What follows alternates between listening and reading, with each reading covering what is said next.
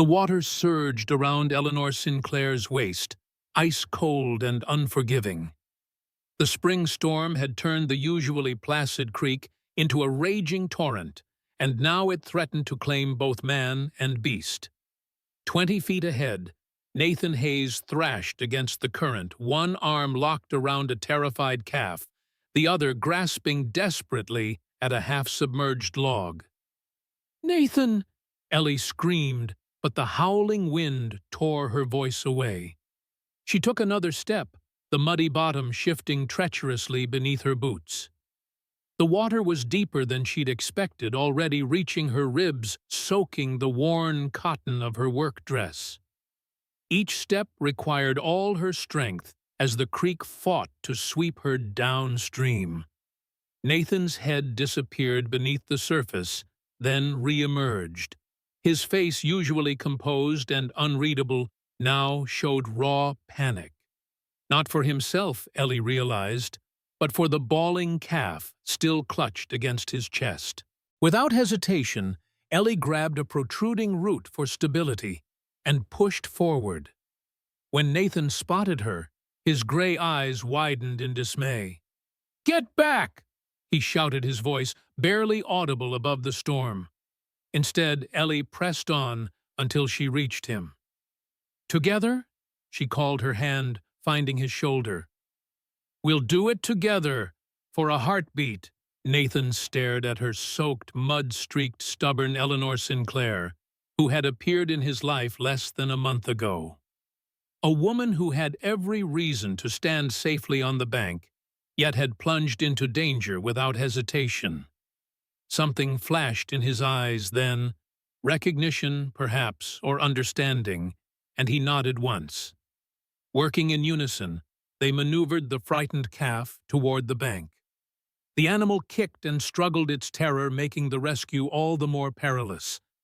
Just as they neared safety, the log Nathan had been using for support shifted. The current caught him off balance, and Ellie watched in horror as he went under. Her hand shot out instinctively, fingers tangling in the rough fabric of his shirt. She pulled with strength born of desperation, but the current was winning. Just when her grip began to fail, another pair of hands reached past her. Michael Nathan's young ranch hand had made it down the bank. Together, they dragged Nathan to shallower water. All three collapsed on the muddy shore, gasping for breath, while the rescued calf scrambled away on wobbling legs. "Damn fool thing to do!" Nathan coughed, water streaming from his dark hair. Ellie couldn't tell if he meant his actions or hers. "Yes," she agreed, her fingers still clutching his soaked shirt. "It was." As Nathan's eyes met hers, something unspoken passed between them. A connection forged in shared danger, in mutual stubborn determination.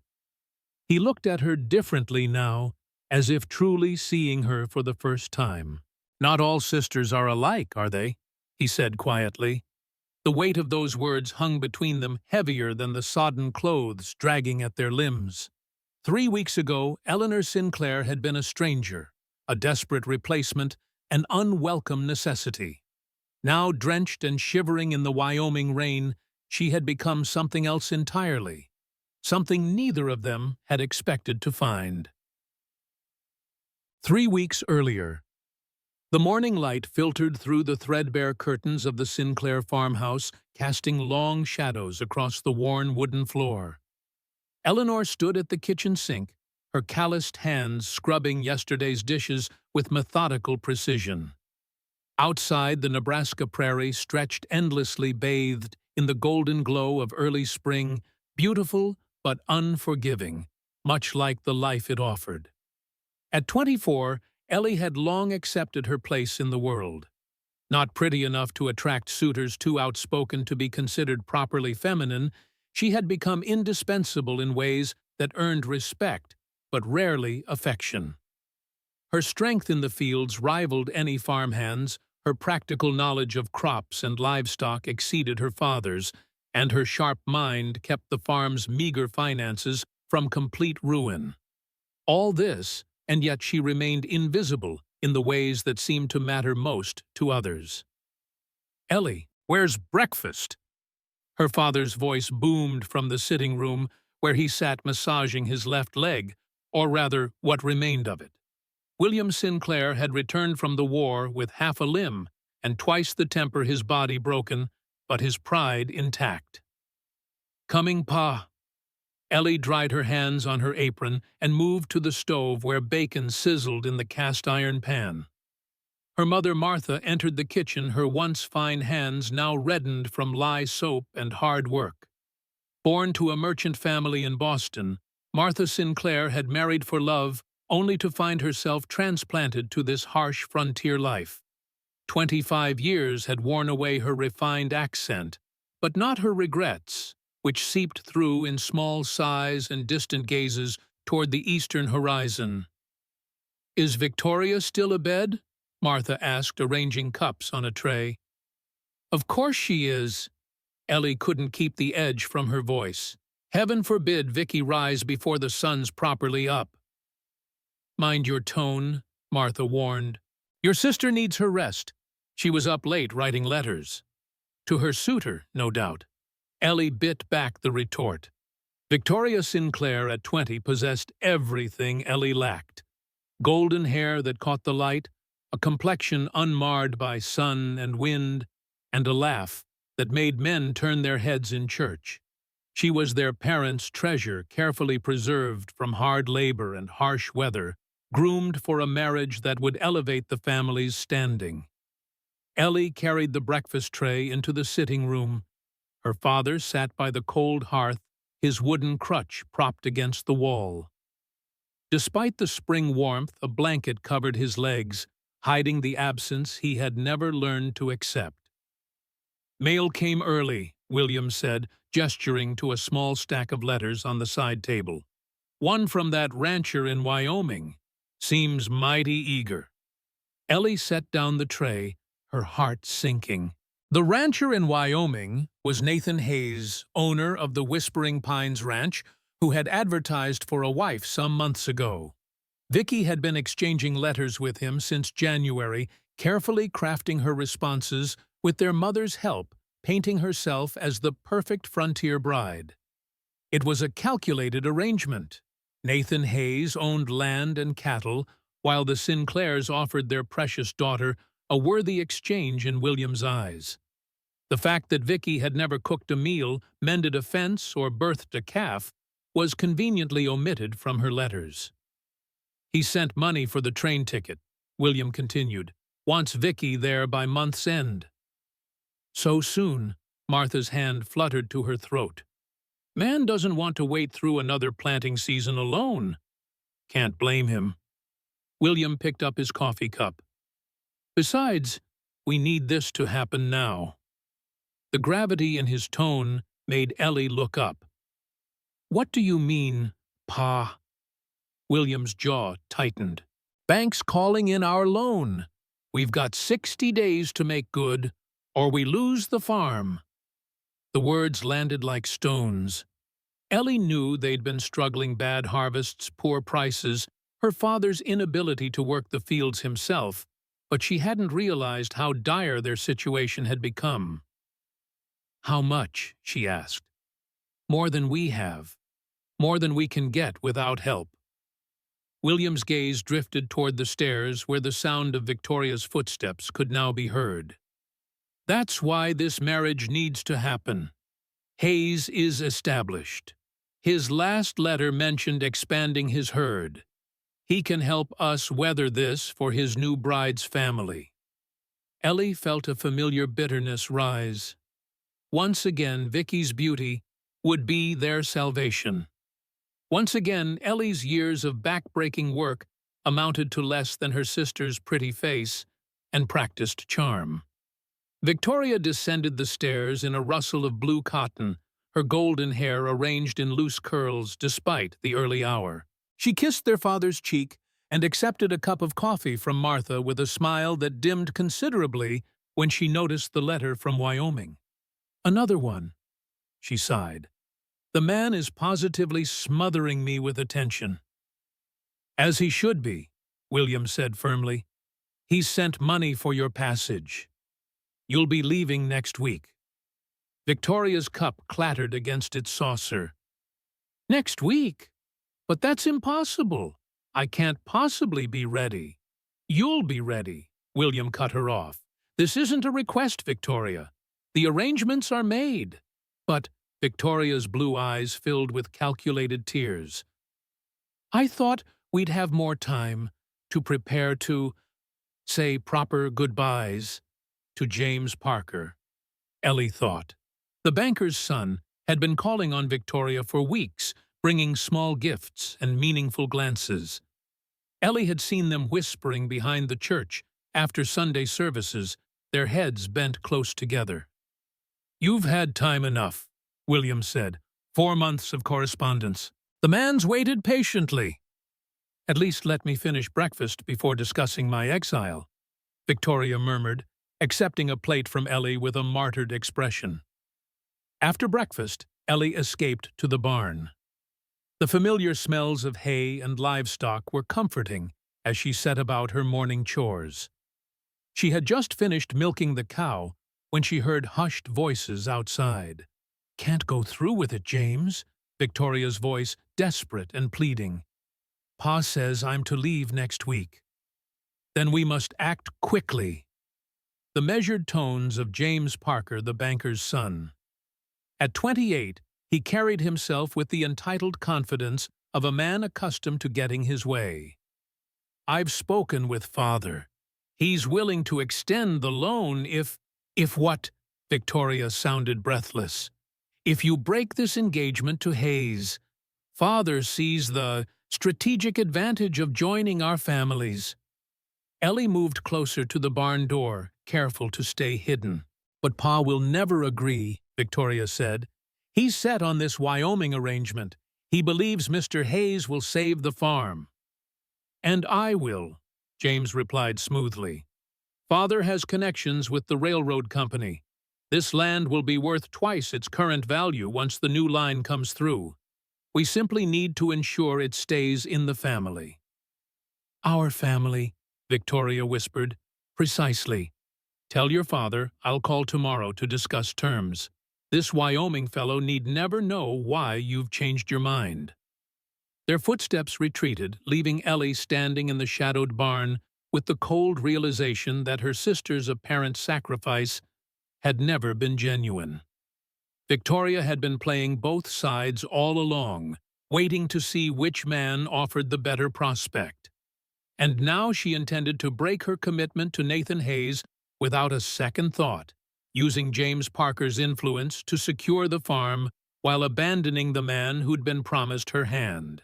Ellie carried this knowledge with her throughout the day, watching as Victoria floated through the house with renewed energy, humming as she carefully avoided their father's questioning looks. That evening, when Victoria announced she needed to visit her friend Emma in town, Ellie knew exactly where her sister was truly headed. Following a hunch, Ellie slipped into Victoria's room after she'd left. In the drawer of the small writing desk beneath carefully folded handkerchiefs, she found what she was looking for. Nathan Hayes' letters bundled together with a blue ribbon. Beside them lay a smaller stack, the drafts of Victoria's responses written in their mother's elegant hand, then copied by Victoria and sent to Wyoming.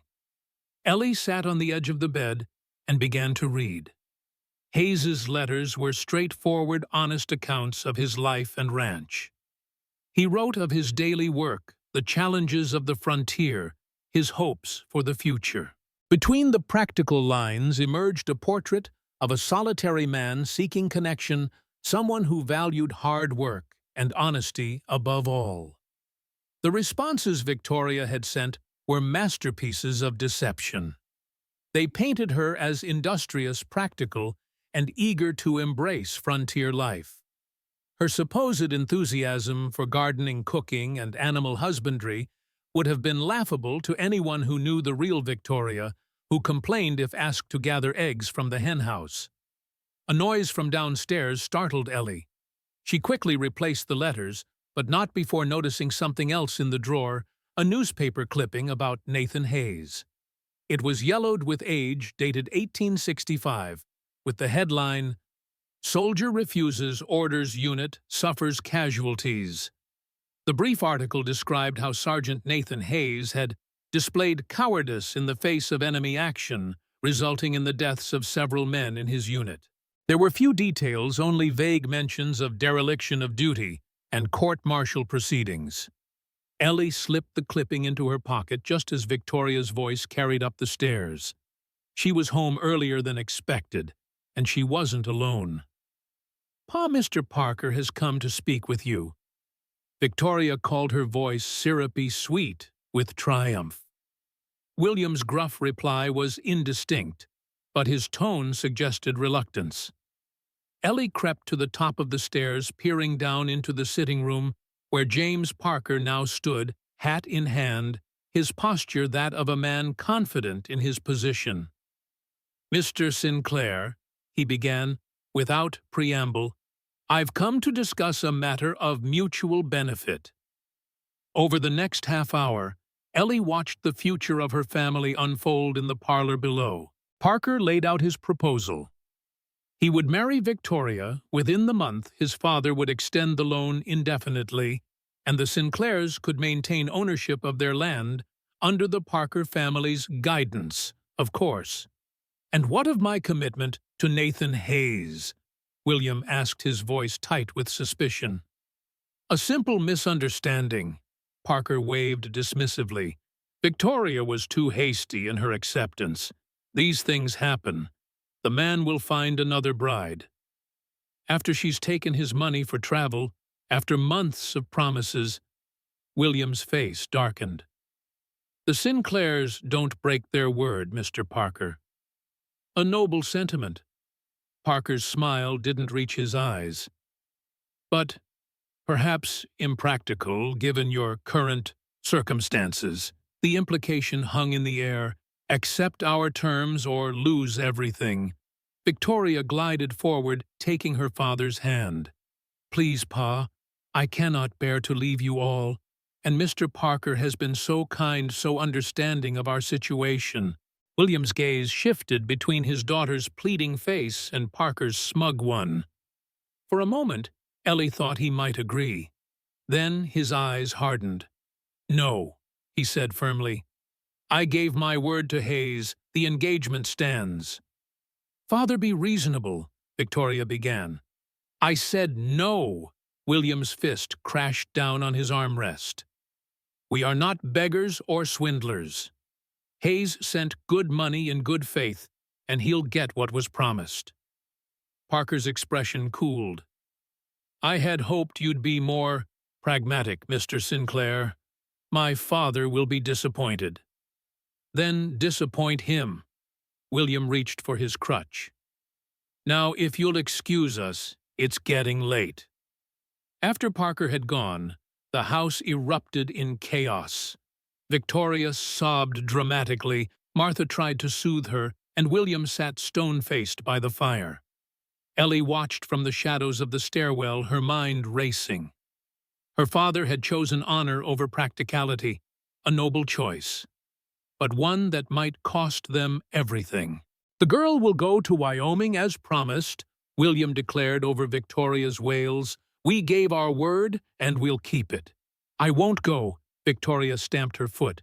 "You can't make me marry a man I don't love, a stranger in a wilderness." "You should have considered that before exchanging letters and accepting his money," William growled. "Then send it back. Tell him I've changed my mind." "And then what? Watch the bank take our home. Watch your mother and sister starve." William's voice broke. "This isn't just about you, Victoria. It never was." Victoria's sobs quieted to hiccuping breaths. "There must be another way." A heavy silence fell. In that moment, Ellie knew what she had to do. She descended the stairs, each step measured and deliberate. "There is another way," she said quietly. 3 pairs of eyes turned to her. "Send me instead." The words hung in the air, impossible to retract. William stared at his eldest daughter, confusion etched on his weathered face. "You he finally managed. Mr. Hayes has never met Victoria. He's seen only one photograph, and even that's not very clear. Ellie squared her shoulders. I can go in her place. Honor would be satisfied. The agreement kept. Don't be absurd, Victoria scoffed, though her tears had mysteriously dried. Mr. Hayes is expecting a beautiful, refined bride. He'd send you back on the next train. The barb struck home, but Ellie kept her expression neutral. Perhaps, but unlike you, I can actually do the things you've claimed in your letters. I can cook, garden, tend livestock. I'm not afraid of hard work. William's brow furrowed as he considered the proposal. It would be dishonest. More dishonest than breaking your word entirely. More dishonest than the letters Victoria's been sending, Ellie challenged. I'll tell him the truth when I arrive. Let him decide then. A terrible silence followed. Martha looked between her daughters, her expression torn. Victoria's initial disdain had transformed into something calculating. It could work, she said slowly. Ellie's right, he's never actually seen me. And she is sturdy, better suited to frontier life. Sturdy. The word twisted like a knife. Not beautiful, not desirable. Just sturdy, like a reliable workhorse. William studied Ellie for a long moment. You'd do this, travel alone to Wyoming, marry a stranger. If it saves the farm, yes. Ellie met his gaze steadily. I'll go tell him the truth and accept his decision. Either way, the Sinclair word will be kept. Another long silence followed. Finally, William nodded once, a sharp gesture of decision.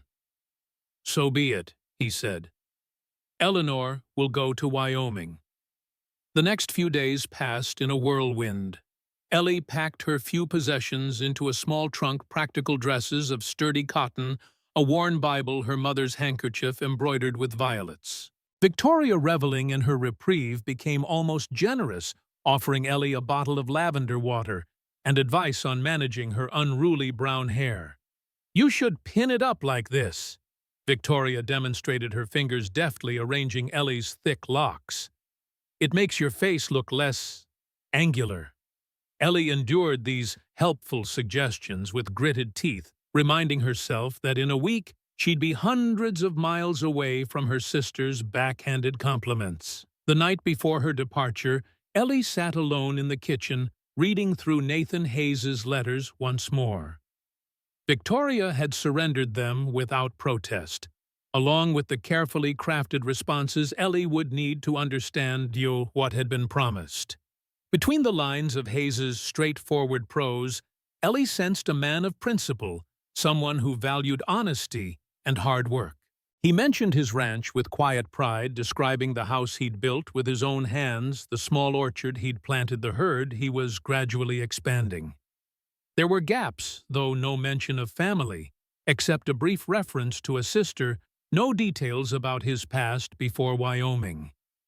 The newspaper clipping Ellie had found suggested why. If Hayes had indeed been court-martialed for cowardice, it would explain his isolated existence in the territories. Still up, her father's voice startled her. William stood in the doorway, leaning heavily on his crutch. Just preparing, Ellie folded the letters. I should know what he's expecting. William lowered himself into a chair across from her. In the lamplight, his face looked older, the lines deeper gray, streaking the beard that had once been as dark as Ellie's hair. I never thought it would come to this, he said quietly. Sending you away to marry a man you've never met. It's my choice, Pa. Is it? William's gaze was shrewd. Or is it just another burden you're shouldering because no one else will? Ellie had no answer for that. You've always been the strong one, William continued, even as a girl. After I came home from the war, broken and useless. You're not useless, Ellie protested. William waved her off. I couldn't work the fields, could barely look your mother in the eye, but you You were only 12, and you stepped right in. Never complained. Just did what needed doing. He reached across the table, his calloused hand covering hers. I've taken advantage of that strength. We all have. Ellie felt tears threatening and blinked them away. The farm needs saving. The farm, William snorted. A patch of stubborn dirt that's given us nothing but calluses and heartache. He squeezed her hand. Listen to me, Eleanor. When you get to Wyoming, you tell this Hayes fellow the truth right away. If he's worth a damn, he'll appreciate honesty. If not, he hesitated. If not, you write me. I'll find a way to bring you home. And the farm? A shadow crossed William's face. Some things can't be saved, no matter how hard we try. The next morning dawned clear and cool. The family gathered on the station platform, their breath forming small clouds in the April air. Martha fussed with Ellie's collar, her eyes bright with unshed tears. You have the address to write to us, and enough money for emergencies, she asked for the third time. Yes, Ma, I'll be fine. Ellie managed a reassuring smile. Victoria stood slightly apart, beautiful in her blue wool coat, watching the arriving train with fascination. At the last moment, she turned to Ellie. Good luck, sister, she said, her voice low enough that their parents couldn't hear. Though I doubt Mr. Hayes will keep you once he sees what he's getting instead of me. Ellie held her sister's gaze. Maybe not, but at least I'll have been honest with him. Something you never were. Victoria's smile faltered. All aboard? The conductor called. William pulled Ellie into a rough embrace.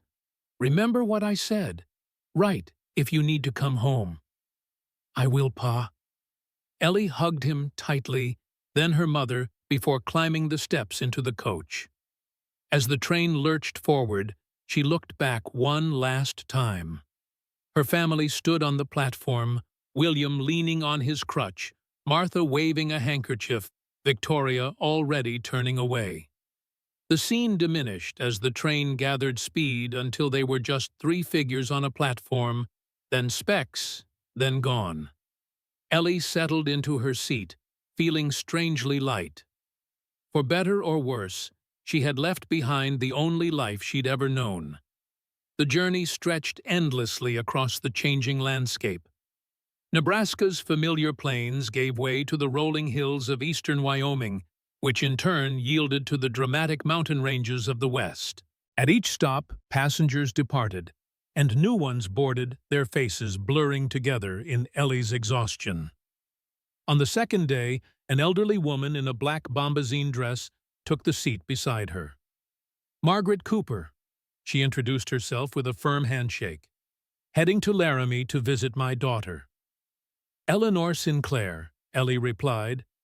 Going to Whispering Pines Ranch near Cheyenne. Mrs. Cooper's shrewd eyes assessed her.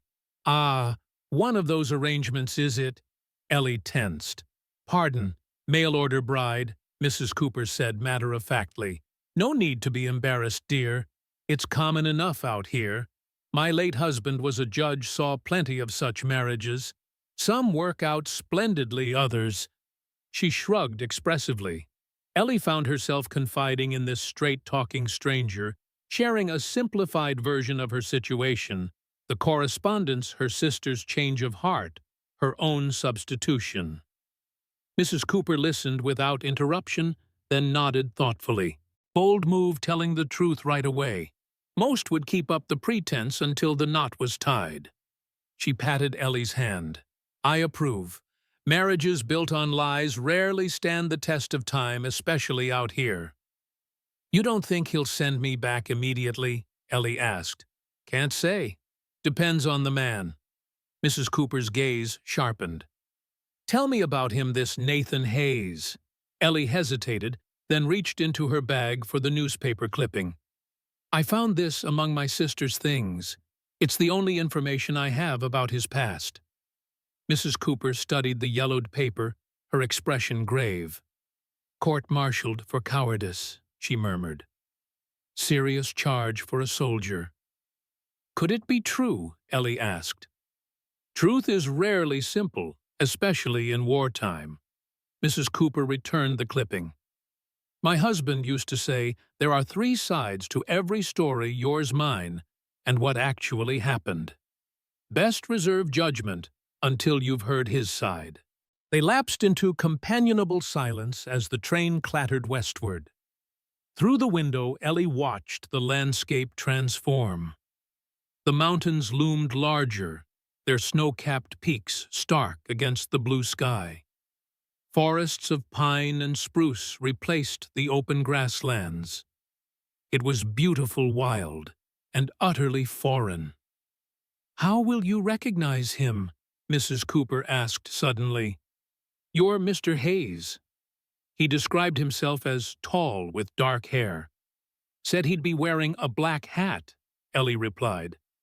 Though I suppose the real question is whether he'll accept me when I'm clearly not Victoria. Mrs. Cooper gave her an appraising look. You undervalue yourself, Miss Sinclair. Beauty fades, but strength endures. Out here, a man needs a partner more than an ornament.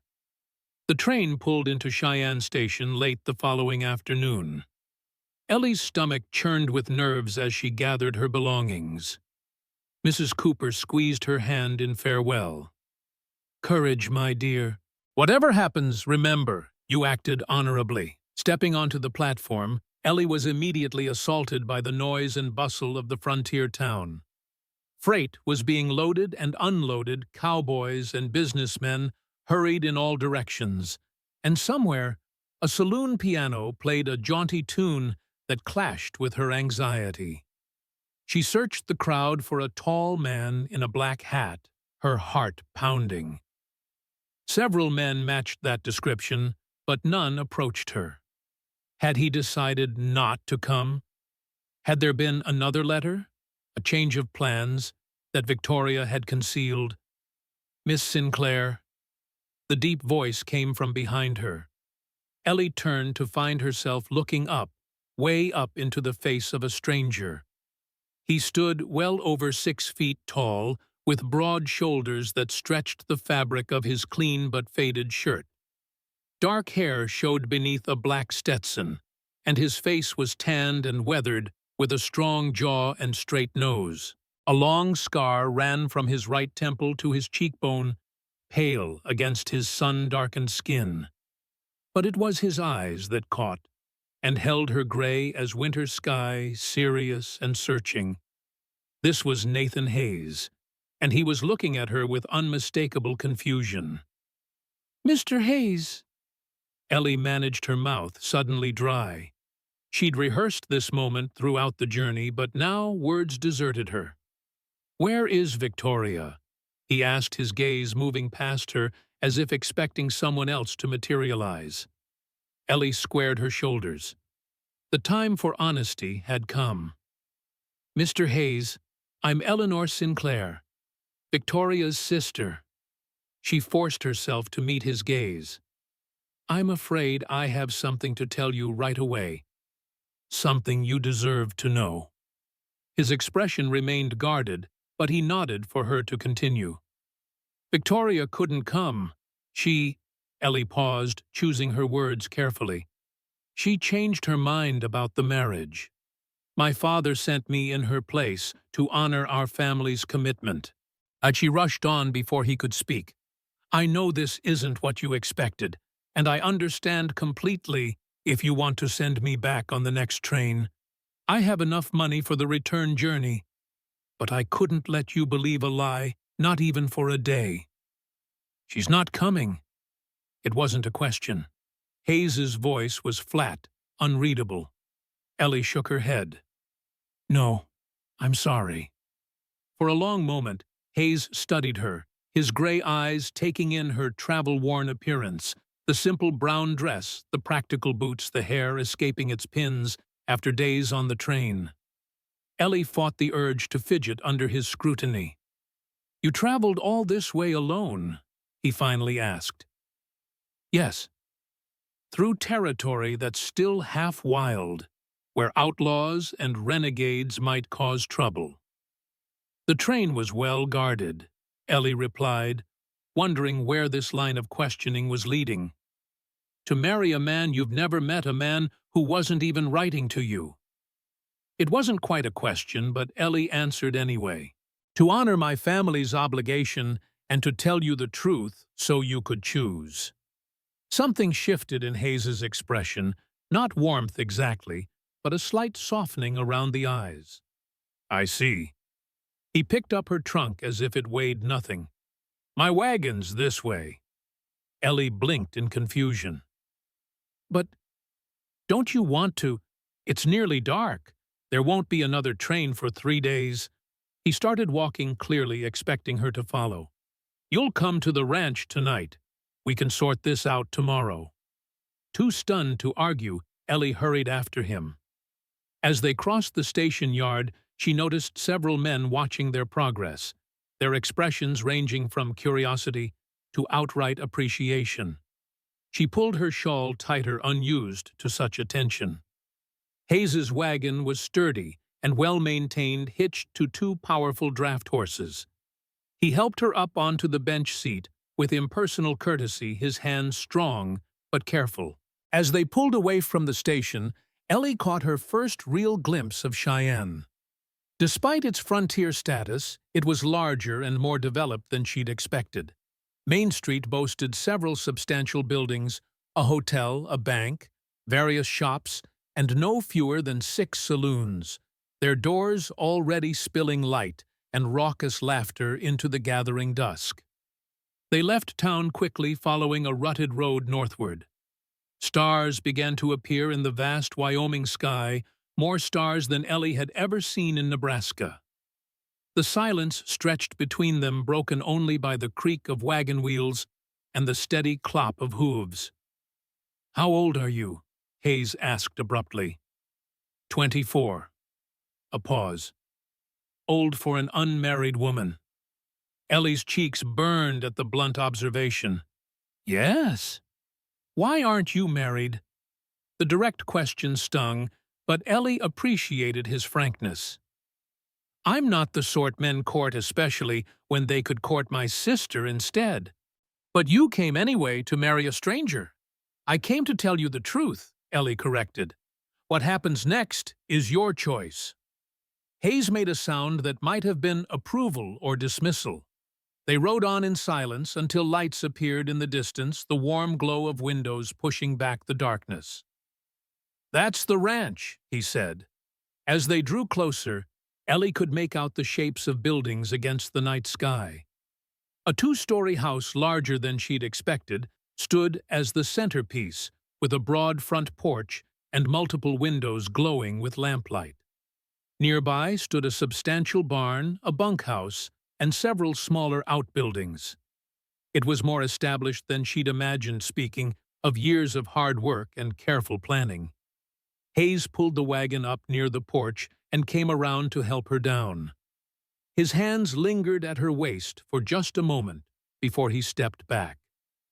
I'll bring in your trunk, he said, nodding toward the house. It's not fancy, but it's solid. I hired a woman from town to ready things. He didn't finish, but Ellie heard the unspoken words for Victoria. Instead, he got plain, practical Eleanor, who could probably milk his cows and mend his shirts, but would never be the ornament Victoria would have been.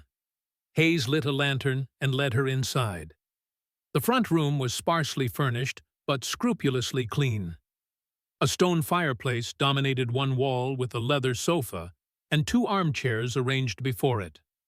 A rocking chair sat by the window, and bookshelves lined another wall, surprising in a frontier home.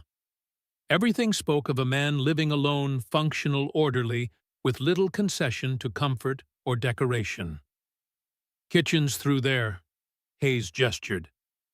Bedroom's upstairs. There's a guest room where you can sleep tonight. Thank you. Ellie removed her bonnet, aware of how disheveled she must look after days of travel. Mr. Hayes, I should say again. You're here, he interrupted. You told me the truth straight off. That counts for something. He set her trunk near the stairs. Are you hungry? There's stew keeping warm. Yes, thank you. In the kitchen, Hayes ladled thick beef stew into a bowl and set it before her with a chunk of bread. He poured coffee from a pot on the stove, then sat across from her at the scarred wooden table. Ellie ate carefully, acutely aware of his watchful gaze. The stew was surprisingly good-hearty and well-seasoned. Either the woman from town was an excellent cook, or Hayes himself had skills beyond what most bachelor ranchers possessed. Can you cook? He asked abruptly. Yes. Keep house, tend a garden. Yes. Handle livestock, birth calves if needed. I was raised on a farm, Ellie replied. I've done all those things. He nodded slowly. And you can read and write, obviously. Though the letters were Victoria's, Ellie finished, unable to meet his eyes. I'm sorry for the deception. You didn't deceive me. Hayes's voice hardened. Your sister did. Your father did. Not you.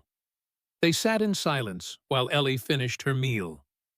Finally, Hayes rose. I'll show you to the guest room. We'll talk more tomorrow. He carried her trunk upstairs, showing her to a small clean room with a narrow bed and a washstand. There's water in the pitcher. Privy's out back. I rise at dawn. Mr. Hayes, Ellie said as he turned to go. What will you decide about me? He paused in the doorway, his face half in shadow. I advertised for a wife, Miss Sinclair, a partner to share this life. Your sister promised that in her letters, then broke her word. He was quiet for a moment. You came here knowing I might reject you, but you came anyway. Told me the truth anyway. His gaze met hers, direct and uncompromising. I'll decide based on who you are, not who you aren't. He closed the door, leaving Ellie alone with the flickering lamplight. She sank onto the bed, suddenly exhausted from the journey and the emotional strain of their meeting. Through the window she could see the vast Wyoming sky stars scattered like spilled salt across black velvet. She thought of Victoria, probably being courted by James Parker right now, laughing in their parents' warm parlor. Thought of Nathan Hayes's gray eyes, serious and searching. He would decide tomorrow. Tonight, she was here in this strange house on the edge of wilderness, having traded the familiar cage of being second best for the unknown possibilities of a new territory. As she prepared for bed, Ellie noticed something she'd missed earlier, a movement at the window of the room across the yard. A face peering out from the darkness, watching the main house.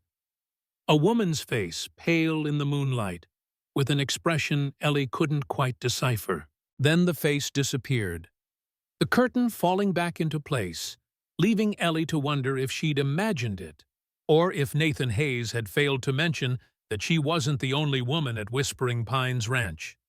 I've written part 1 of Love Beyond Tempests, based on your upgraded outline.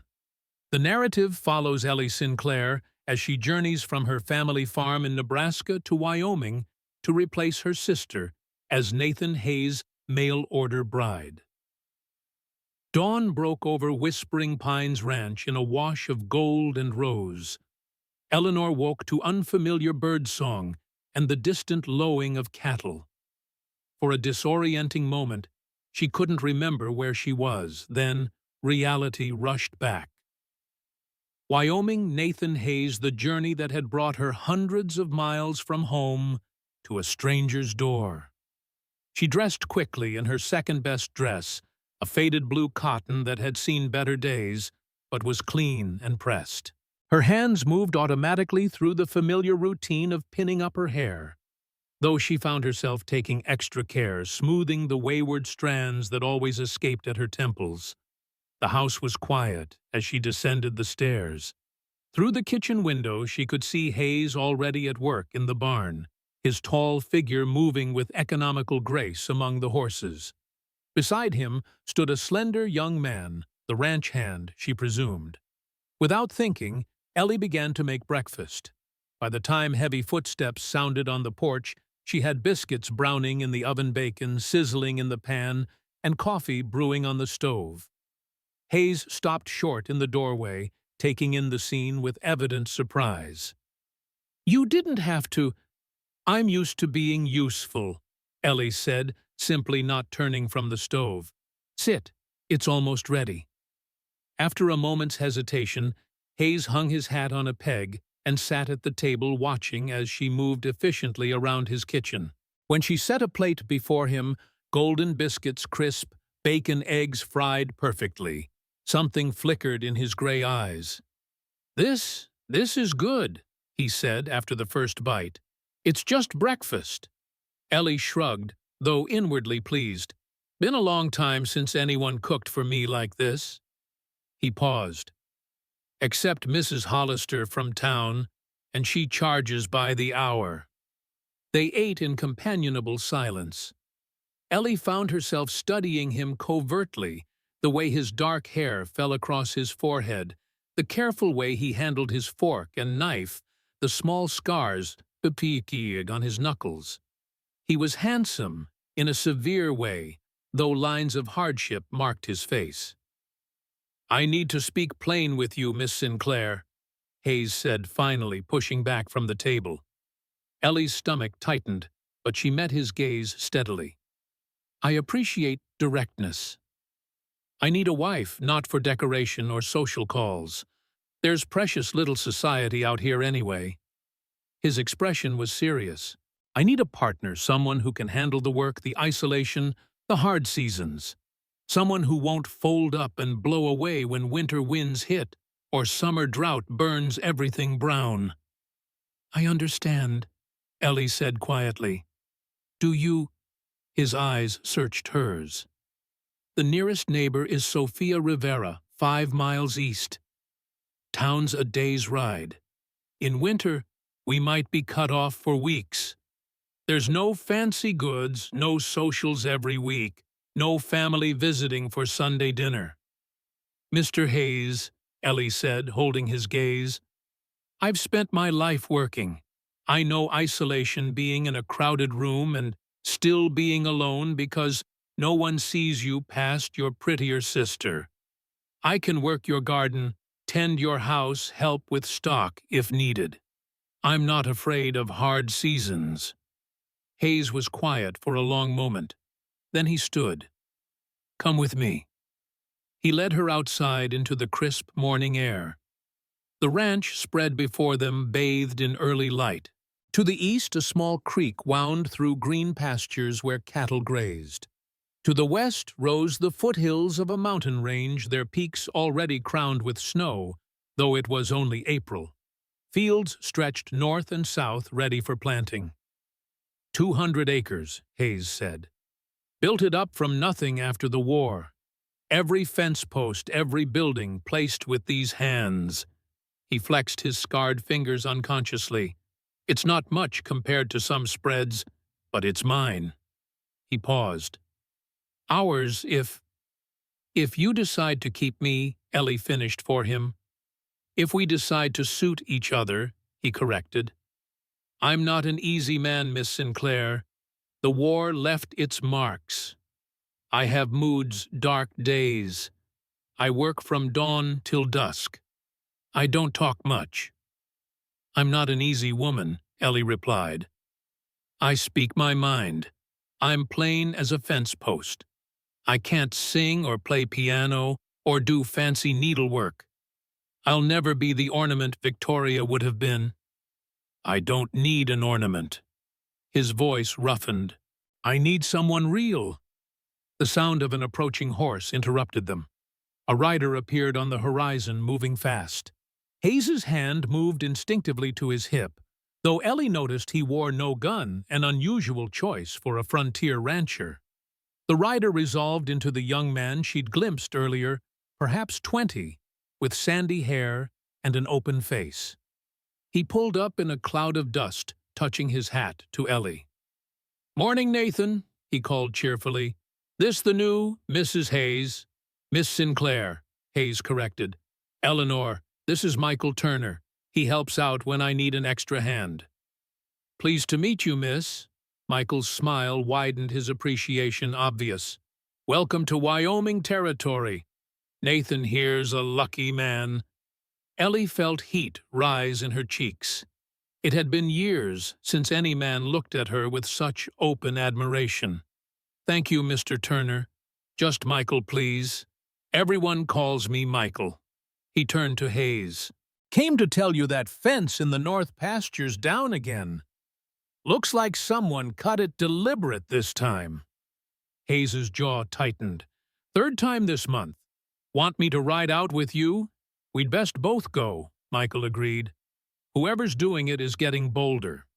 Hayes glanced at Ellie. I'll be back by midday. I'll be here, she said simply. She watched them ride off, noting how confidently Hayes sat his horse back straight, moving as one with the animal. Michael kept turning to look back at her until Hayes said something that made the younger man face forward with a laugh.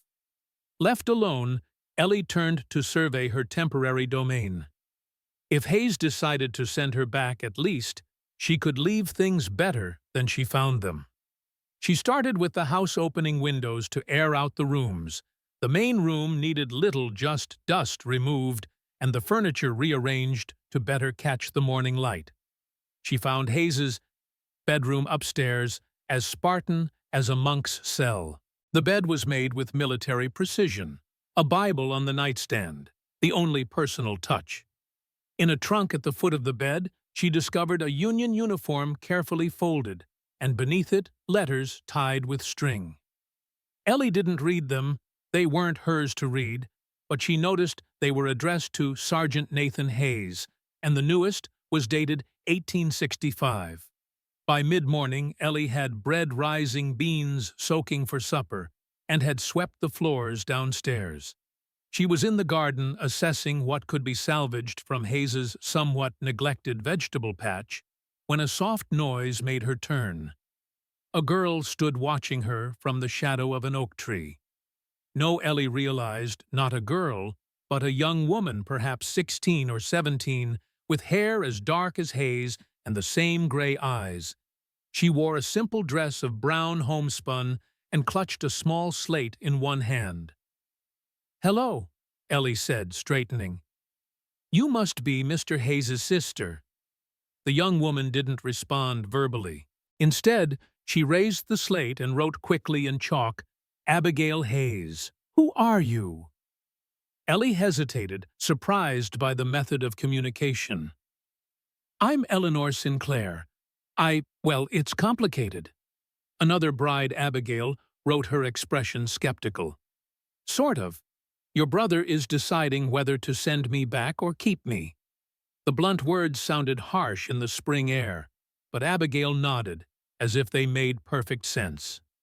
"He won't send you back," she wrote. "You cook. Last one couldn't even make coffee." "Last one," Ellie echoed. Abigail's chalk moved swiftly. "Third this year. Others didn't stay past first night." The revelation stunned Ellie. Hayes hadn't mentioned previous brides failed or otherwise. Apparently, Victoria hadn't been his first choice, merely his latest attempt. "Don't tell him I told you," Abigail added. "He gets growly." Despite herself, Ellie smiled at the description. "I won't say a word. Would you like to help me with the garden? I'm trying to figure out what can be saved." Abigail hesitated, then nodded, setting her slate aside to kneel in the dirt beside Ellie. Her hands moved with practiced efficiency as they weeded around struggling tomato plants and salvaged what remained of an herb patch. As they worked, Ellie noticed Abigail occasionally making gestures, fingers fluttering, hands forming shapes. Sign language, she realized. The girl wasn't merely quiet. She was mute. Ellie tried a simple question. "Have you always lived here with your brother?" Abigail's hands stilled. She retrieved her slate. "Since parents died." 1862. "I'm sorry," Ellie said softly. "War took father. Fever took mother. Nathan came home and brought me west. The simple sentences spoke volumes about the bond between the siblings. Hayes had not merely sought his own fresh start after the war. He'd created a home for his sister as well. "Why did you come?" Abigail wrote. Ellie considered her answer carefully. "To save my family's farm. And because I wanted to be honest with your brother about why my sister couldn't come." "Will you stay if he asks?" "I don't know," Ellie admitted. "It depends on whether we suit each other, I suppose." Abigail studied her for a long moment, then wrote, "I hope you stay. Garden needs help. So does Nathan." Before Ellie could respond, the sound of hoofbeats announced the men's return. Abigail immediately withdrew, disappearing around the side of the house with a swift wave. Hayes dismounted, with fluid grace, his expression grim. "Found where they cut the fence. Lost 3 calves to rustlers." "I'm sorry," Ellie said, genuinely dismayed. Even on a prosperous ranch, the loss of livestock was a serious matter. Hayes glanced at the garden, noticing the neat piles of weeds and the newly arranged beds. "You've been busy." "Just getting my bearings," Ellie replied. "Your sister helped." His eyebrows rose. "Abby spoke to you." "Not exactly. We communicated." Ellie hesitated, then asked, "Has she always been unable to speak?" A shadow crossed Hayes's face. "No. She could talk fine until she was 12. Then our parents died and—" He trailed off. "Shock, the doctor said. Might be temporary. That was 8 years ago." The pain in his voice was palpable. Ellie understood then that Abigail's muteness was another burden Hayes carried, another responsibility, another reminder of loss. "I met some of your neighbors this morning," she said, changing the subject. "A woman came by from the next ranch, Sophia Rivera." Sophia rode over. Hayes sounded surprised. "She rarely leaves her place." She seemed friendly. "Invited me to visit." Ellie brushed dirt from her skirt. "Is there something I should know?" Hayes' expression closed. "Sophia's good people. Her husband was killed 2 years back, mining accident. She runs the ranch herself with her brother and son." He paused. "Some in town don't approve of her. Mexican woman owning land, running things her own way." "But you approve," Ellie observed. "I mind my business, she minds hers. We help each other when needed." He gestured toward the house. "I'll wash up. Need to ride into town this afternoon, speak to the sheriff about these fence cuttings." "Would you like me to come along?" Ellie asked, surprising herself with her boldness. Hayes considered her for a moment, then nodded. "Might as well. You'll need to know your way around town if you're staying." The "if" hung between them, a reminder that nothing was yet decided. As Hayes disappeared into the house, Michael approached Ellie with a friendly smile. "You've made an impression," he said quietly. "I've only been here a day," Ellie demurred. "Long enough. Nathan doesn't usually take new people to town, doesn't trust easily." Michael glanced toward the house. "Can't blame him after what happened in the war." Ellie's curiosity flared. "What did happen?" Michael looked surprised. "You don't know. I thought—" He shook his head. "Never mind. Not my story to tell." Before Ellie could press further, Hayes emerged from the house and Michael quickly made himself scarce. The ride to town was long but pleasant. Spring had painted the Wyoming landscape in vibrant greens and yellows, with wildflowers speckling the prairie like dropped jewels. Ellie found herself relaxing in Hayes's company, despite his continued reticence. "Tell me about your family," he said, suddenly breaking a lengthy silence. Ellie described her parents, her father's war injury, her mother's lingering homesickness for Boston. She spoke of the farm, its challenges and rewards.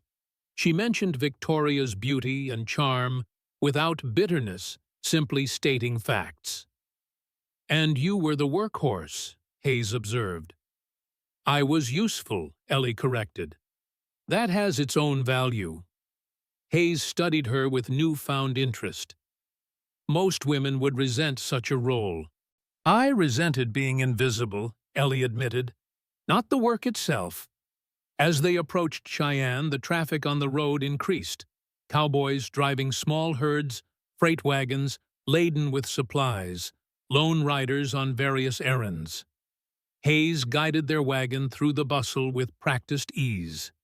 Cheyenne in daylight revealed itself as a town in transition, part rough frontier outpost, part aspiring city.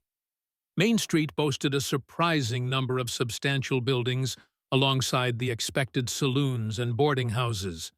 Women in fashionable dresses mingled with cowboys and laborers. The Eastern Pacific Railroad had brought civilization to Wyoming's doorstep, though the wilderness still pressed close at the town's edges. Hayes tied the wagon in front of the sheriff's office. "Wait here," he instructed. "I won't be long." Left alone, Ellie observed the town's activities with interest. Directly across the street stood the Cattleman's Bank, its stone facade proclaiming permanence and prosperity. A steady stream of well-dressed men entered and exited its polished doors. One such man emerged, pausing on the top step to light a cigar.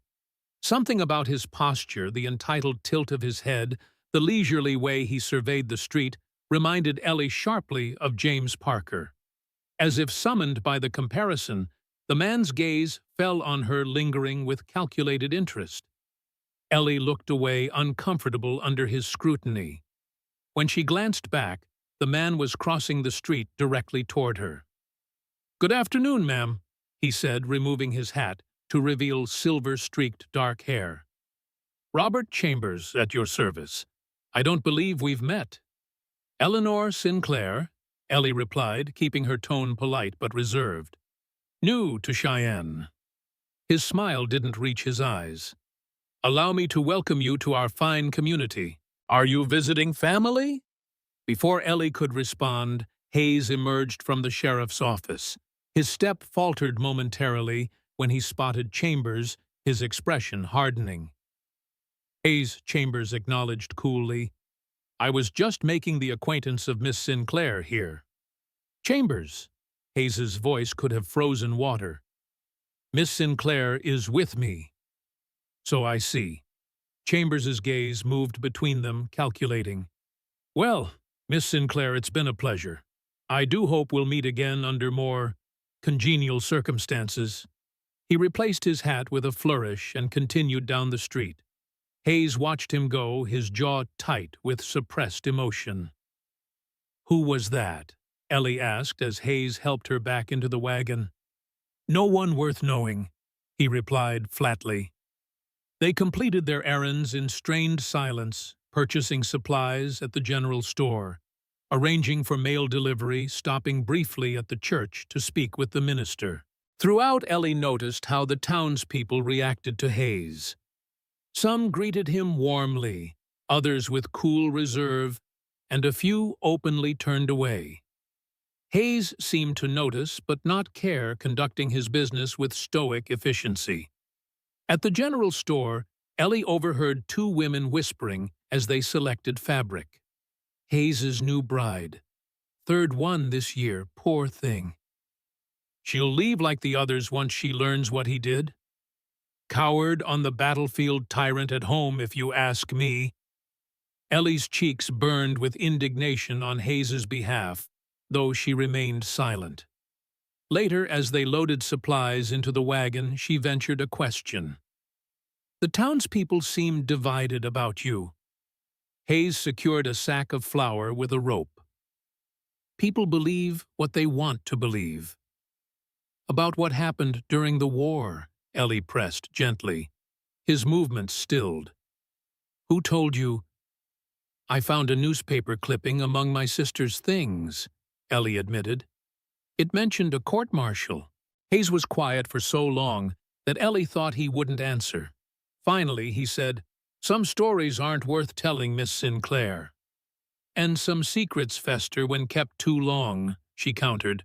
His gray eyes met hers searching. "You're direct." "You said you wanted someone real," she reminded him. "Real people ask questions when they care." Something flickered in his expression, surprise, perhaps, or reluctant appreciation. "Ask me again someday," he said finally. "Not here, not today." Ellie nodded, accepting the boundary. "Fair enough?" As they prepared to leave town, a well-dressed couple approached their wagon. The woman, middle-aged, with steel-gray hair and patrician features, eyed Ellie with undisguised curiosity. "Mr. Hayes," she said with brittle politeness, "won't you introduce us to your companion?" Hayes's expression remained neutral. "Reverend Edwards. Mrs. Edwards, this is Miss Eleanor Sinclair. Miss Sinclair, Reverend Edwards, is our town's minister." "Another one, Mr. Hayes." Mrs. Edwards's tone dripped with disapproval. "I do hope you're proceeding with more caution this time." Beside her, Reverend Edwards cleared his throat. "What my wife means, Miss Sinclair, is that we're concerned about these arrangements. Marriage is a sacred institution, not a business transaction." "I appreciate your concern," Ellie replied evenly, "but Mr. Hayes and I are still determining if we suit each other. No vows have been exchanged." "Very sensible," Reverend Edwards nodded. "Should you decide to proceed, I trust you'll seek proper Christian counsel first." "Of course." Hayes's tone made it clear the conversation was over. "Good day to you both." As they drove away, Ellie couldn't help asking, "How many brides have there been before me?" Hayes's hands tightened on the reins. "Abby told you." "She mentioned there had been others who didn't stay," Ellie admitted. He sighed. "Two. Both answered my advertisement, both took one look at the ranch and at me, and decided frontier life wasn't what they'd imagined. Neither lasted past breakfast." "And you think I might do the same?" Ellie realized. "The thought crossed my mind," Hayes acknowledged. "But you're different." He glanced at her. "You didn't flinch when Mrs. Edwards looked at you like something that crawled out of a snake hole. You jumped right into working the garden. You talked to Abby like she's a person, not a burden." They were the most words he'd strung together since her arrival, and Ellie felt oddly touched by the observation. "I like your sister," she said simply, "and I'm used to disapproving looks." The remainder of the journey passed in comfortable silence. As the ranch came into view, bathed in the golden light of late afternoon, Ellie found herself hoping she might be allowed to stay. Not because she had nowhere else to go, but because something about Whispering Pines, something about Nathan Hayes, called to her in a way she couldn't yet articulate. The days that followed fell into a natural rhythm. Ellie rose before dawn to prepare breakfast, then spent her mornings tending the house and garden. Afternoons were devoted to learning the ranch's operations, the location of pastures, the habits of the livestock, the seasonal cycles that governed frontier life. Hayes worked from sunup to sundown, repairing fences, tending cattle, preparing fields for planting. He spoke little, but watched Ellie constantly as if trying to solve a puzzle. Each evening, they ate supper together, their conversation gradually expanding beyond the day's tasks to include cautious personal exchanges. Ellie learned that Hayes had been a schoolteacher before the war, that he'd homesteaded this land in 1866, that he preferred coffee black and disliked turnips with an almost childish intensity. He in turn discovered her fondness for reading her skill with numbers, her ability to predict weather changes from the behavior of birds and livestock. Abigail gradually emerged from her shyness, spending more time with Ellie. She showed Ellie her small collection of books, her attempts at sketching her favorite hiding places around the ranch. Ellie began to learn rudimentary sign language, her fingers clumsily mimicking Abigail's graceful gestures. A week passed, then another. The question of Ellie's staying or leaving remained unaddressed. though Hayes made no move to send her away. Instead, he began including her in decisions about the ranch, which fields to plant first, whether to purchase additional livestock, how to address the continuing problem of cut fences and missing cattle. On her 18th day at Whispering Pines, Ellie found herself alone on the front porch after supper. The evening stretched peaceful and quiet around her, the last light fading from the western sky stars emerging one by one in the deepening blue.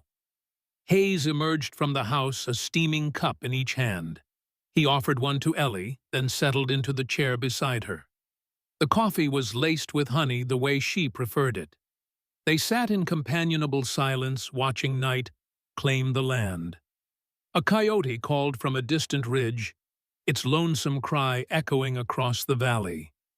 Closer, the soft nickering of horses in the barn provided a counterpoint to the evening chorus of crickets and frogs. "I couldn't sleep after we came home from the war," Hayes said suddenly. "For months, I'd just sit out here and watch the stars, listening for danger that wasn't there anymore." Ellie remained quiet, sensing he needed to speak without interruption. "When we shipped out in '61, I thought I knew what war was. My father fought the Mexicans in '46, came home with stories that sounded almost like adventures." His voice turned bitter. "Nothing prepared me for what we found. The noise, the smell, men I'd known my whole life blown to pieces right in front of me." He stared into the darkness, seeing battlefields Ellie could only imagine.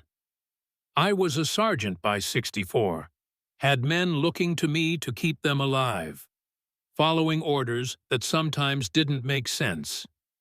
And then—" He trailed off his knuckles, white around his coffee cup. "Sharpsburg," Ellie prompted gently. "The newspaper mentioned it." Hayes nodded once. "My unit was ordered to clear a farmhouse. Intelligence said it was an enemy position. But when we got there—" He drew a ragged breath. "It was just a family. A man, his wife, 3 children. Scared hungry. No soldiers." "What happened?" Ellie asked when he fell silent. "My commanding officer ordered us to kill them anyway. Said they were probably spies. Said we couldn't leave witnesses." Hayes's voice had gone flat, emotionless. "I refused.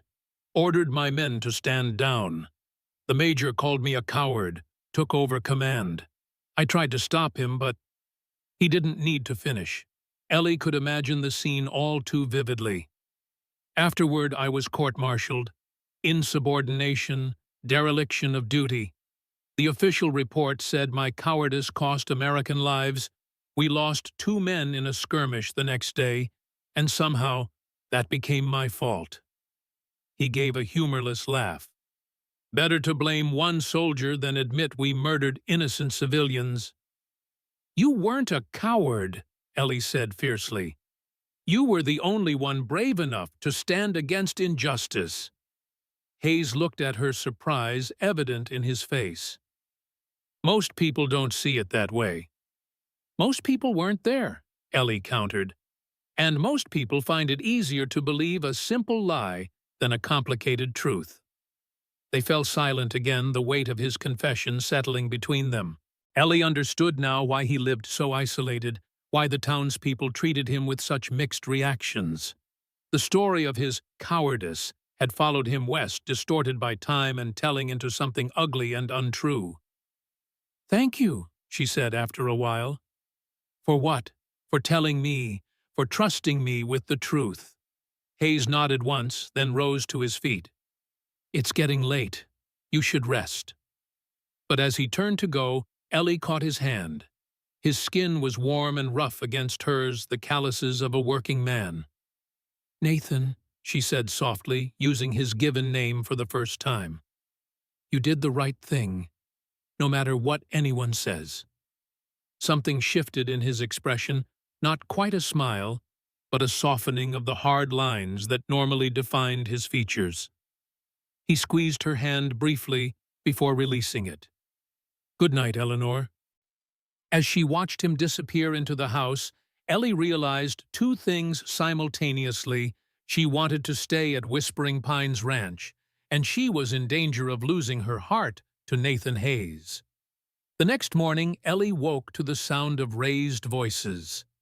She dressed hurriedly and descended the stairs to find Nathan and Robert Chambers facing each other in the front room, tension crackling between them. "I've told you before, Chambers, I'm not selling," Nathan was saying, his voice tight with controlled anger. "Be reasonable, Hayes. The railroad's coming through whether you like it or not.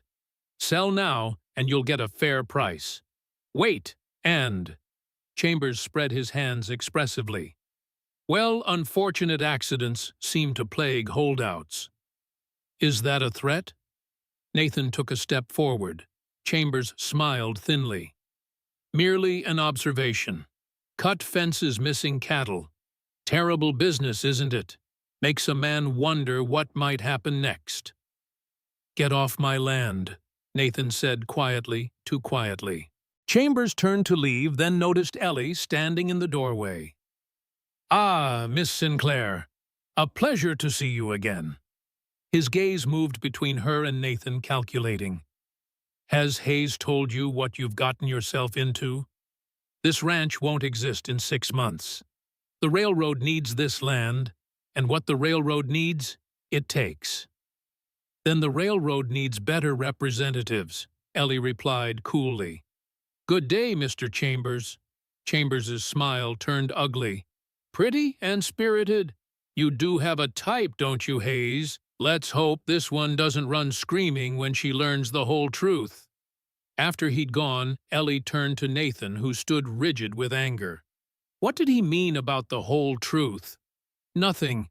Nathan moved to the window, watching to ensure Chambers left. "He's trying to create discord. It's what he does." "He seems to know you," Ellie observed. Nathan's jaw tightened. "We served together. He was under my command at Sharpsburg." Understanding dawned. "He was there when you refused to kill that family." "He was the one who carried out the order after I was removed," Nathan said flatly. "Shot the father himself, then watched while the others—" He stopped, unable to continue. "And now he works for the railroad," Ellie said, disgusted. "Fitting, isn't it, from murdering civilians to stealing land?" Nathan turned from the window. "He's been trying to buy the ranch for months. When I refused, these accidents began happening. That's why you were suspicious when Michael reported the cut fence," Ellie realized. Nathan nodded grimly. "Michael worked for the railroad when he first came here. I hired him away when I realized Chambers was using him to spy on me. Can you trust him now?" "I believe so. He's young, but he has a conscience. Once he understood what Chambers was really doing, he switched loyalties." Nathan ran a hand through his hair. "I should have told you about the railroad before now. If you want to leave—" "I don't," Ellie interrupted. "I'm not afraid of Robert Chambers or his threats." Nathan studied her, something like wonder in his eyes. "You really aren't, are you? I grew up watching my father fight the bank year after year," Ellie replied. "I know bullies when I see them, and I know they only win when good people back down." A ghost of a smile touched Nathan's lips. "You're something else, Eleanor Sinclair." The moment was broken by Michael's arrival, his expression grave. "Nathan, you'd better come quick. Sophia's place, there's trouble." They rode hard toward the Rivera Ranch, Nathan, Michael, and Ellie pushing their horses to a gallop. Smoke rose in a dark column from beyond the next ridge, not the controlled smoke of a cooking fire, but the black billows of destruction. As they crested the hill, Ellie gasped. The small house that formed the center of Sofia Rivera's ranch was ablaze, flames leaping from the roof and windows. In the yard, Sophia and a teenage boy, her son Ellie, presumed frantically worked to keep the fire from spreading to nearby outbuildings. Nathan spurred his horse down the slope, shouting orders as they approached. "Michael, get the livestock clear. Eleanor, help Sophia with those buckets." I'll try to save what I can from inside." The next hour passed in a blur of heat, smoke, and desperate action. Ellie formed a bucket brigade with Sophia and her son drawing water from the well to douse the edges of the fire. Michael led terrified horses and cattle to safety, while Nathan, handkerchief tied over his face, darted into the burning building again and again to salvage what he could. Despite their efforts, the house was a total loss. By mid-afternoon, all that remained was a smoldering shell, the stone chimney standing like a blackened finger against the sky. Sophia Rivera sat on an overturned barrel, her dark eyes hollow with shock. She was a handsome woman in her late 30s with lustrous black hair streaked prematurely with silver and the dignified bearing of someone accustomed to adversity. "Gracias," she said quietly as Ellie brought her water. "You and Nathan are good neighbors." "What happened?" Ellie asked, sitting beside her. "I was in town getting supplies. Miguel—" She nodded toward her son, who sat nearby, his face streaked with soot. "Was checking the far pasture. By the time we saw the smoke—" She spread her hands in a gesture of helplessness. "It wasn't an accident," Miguel said bitterly. "I saw 3 riders leaving as I came back. One wore a gray suit and black hat." Nathan, who had been speaking with Michael, turned at this. "Chambers," he said grimly. Sophia nodded. "He came yesterday offering to buy the ranch. When I refused, he became unpleasant." "The same thing that's been happening to us," Nathan told her. "Cut fences, missing cattle." "But this," Ellie gestured at the ruins, "this is criminal." "And who would believe us?" Sophia asked wearily. "A Mexican woman, a cowardly veteran, and a boy against a respected businessman. The sheriff would laugh." "What will you do?" Ellie asked. Sophia straightened her shoulders. "Rebuild. What else? This is my home, my son's birthright. I will not be driven away." "You can stay with us until you have shelter again," Nathan offered. Sophia hesitated, then nodded gratefully. "Just until we can build something temporary. Miguel and I don't want to impose." "What about your brother?" Nathan asked. "Will he join us?" "Carlos is in Denver selling cattle. He won't return for a week." Sophia's expression clouded. "Perhaps it's better this way. He has a quick temper. If he knew Chambers was behind this—" The ride back to Whispering Pines was subdued. Miguel rode with Michael, while Sophia shared Nathan's horse. Ellie found herself watching Nathan, the careful way he supported Sophia, the gentle reassurance he offered. This man, branded a coward, possessed a quiet courage that continually revealed itself in moments of crisis. That evening, after Sophia and Miguel were settled in the spare bedroom and Abigail's room respectively, Ellie found herself alone with Nathan in the kitchen. They worked together to prepare a simple meal, moving around each other with the comfortable familiarity of people who had known each other much longer than 3 weeks. "You think Chambers will come after us next?" Ellie said as she sliced bread. Nathan nodded. "He's escalating. First it was just pressure, then minor vandalism, now arson." He glanced toward the stairs. "I'm worried about Abby. And you." "I can take care of myself," Ellie reminded him. "I know you can." Nathan's voice softened. "That's not the point." "Then what is—" He set down the plate he was holding and turned to face her fully. "The point is, I don't want you hurt because of me. Because of my stubborn refusal to sell." "It's your land," Ellie said firmly. "You built this place from nothing. You have every right to keep it. Even if it puts everyone He stopped, recalibrated. "Even if it puts everyone here in danger." Ellie caught the slip, the word he hadn't said, and her heart quickened. "We face the danger together," she said quietly. "That's what partners do." Nathan looked at her for a long moment, something unspoken in his gray eyes. Then, with deliberate care, he reached out and took her hand, his calloused fingers enveloping hers.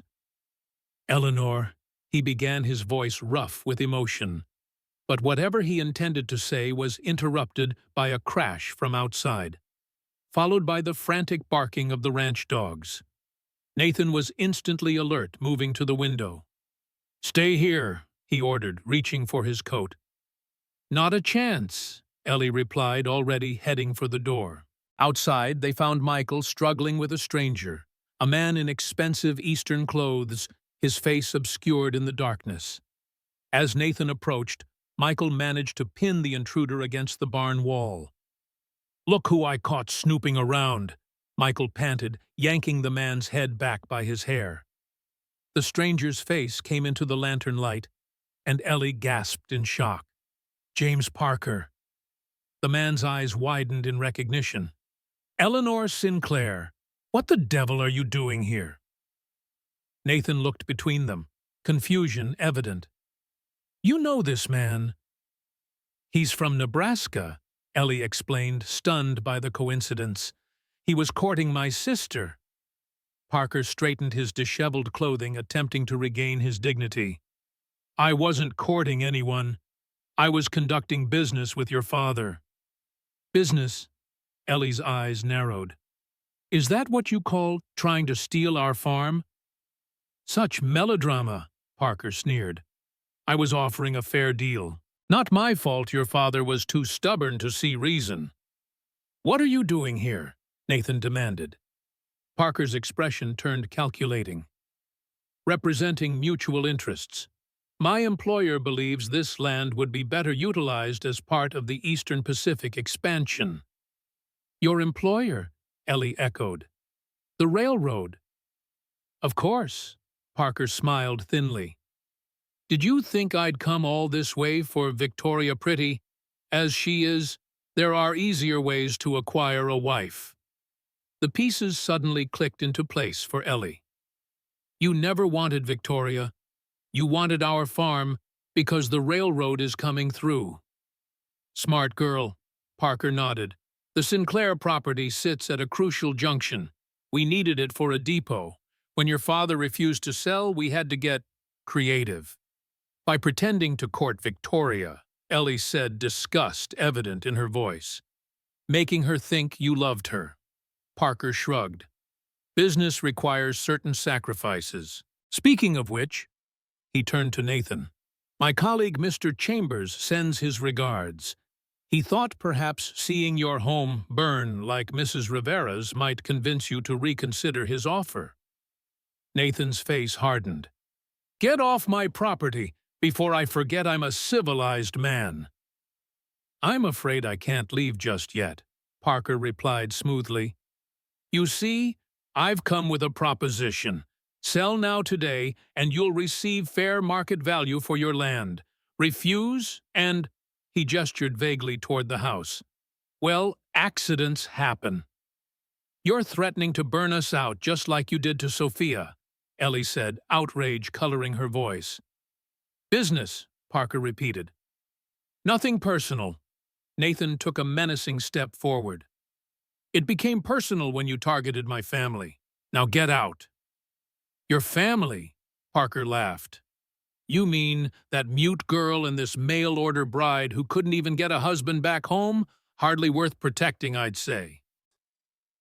The words had barely left his mouth when Nathan's fist connected with his jaw, sending him sprawling in the dirt. Parker lay there, stunned blood trickling from his split lip. "Michael," Nathan said quietly, "escort Mr. Parker to the property line. If he resists, you have my permission to get creative." As Michael dragged the still-dazed Parker away, Ellie turned to Nathan. "They won't stop, will they?" "No." Nathan sighed, flexing his bruised knuckles. "They won't." Later that night, unable to sleep, Ellie slipped downstairs for a glass of water. She found Nathan at the kitchen table, a lamp burning low beside him, papers spread before him. "What are you doing?" she asked softly. He looked up, shadows deepening the lines on his face. Looking for a way out. Checking finances, seeing if there's legal recourse. Ellie sat across from him, noticing the stack of bank drafts, the property deed, the calculations scribbled in Nathan's precise handwriting. And I'm losing, he admitted with quiet bitterness. The ranch is mortgaged to the bank in Cheyenne Chambers Bank. They can call in the loan at any time. If they do, I can't pay. That's why he's so confident, Ellie realized. He doesn't actually need you to sell. He can just take the land when you default. Nathan nodded grimly. Exactly. Then we fight, Ellie said firmly. Not just you, all of us. Together. Eleanor, Nathan's voice softened. This isn't your battle. Isn't it? She reached across the table, her fingers brushing his. James Parker came here straight from trying to steal my family's farm. He used my sister, lied to my father, all for the railroad. This is very much my battle. Nathan's hand turned to capture hers. You're extraordinary, you know that most women would be halfway back to Nebraska by now. I'm not most women, Ellie reminded him. And I don't run from bullies. In the soft lamplight, she saw something change in Nathan's expression. A decision made, a barrier lowered. He stood still, holding her hand, and drew her to her feet. No, he agreed quietly. You don't. Then, with infinite gentleness, he cupped her face in his calloused hands and kissed her. It was a careful kiss, tentative and questioning, giving her every opportunity to pull away. Instead, Ellie leaned into it, her hands coming to rest on his chest, feeling the steady thump of his heart beneath her palm. When they separated, Nathan rested his forehead against hers. Stay, he whispered. Not because you have nowhere else to go. Not because of any obligation. Stay. Because you want to. I want to, Ellie answered without hesitation. I want to stay, Nathan. With you. With Abby. Here. The smile that transformed his face was worth every mile of the journey from Nebraska, every moment of uncertainty. In that smile, Ellie saw the man he might have been before war and hardship carved their marks into his soul, and the man he might become again with time and love to heal those wounds. Then you'll marry me, he asked. Be my wife, my partner in all things. Yes, Ellie said simply. I will. They stood together in the quiet kitchen, their futures intertwining, like the roots of trees growing side by side, drawing strength from the same soil.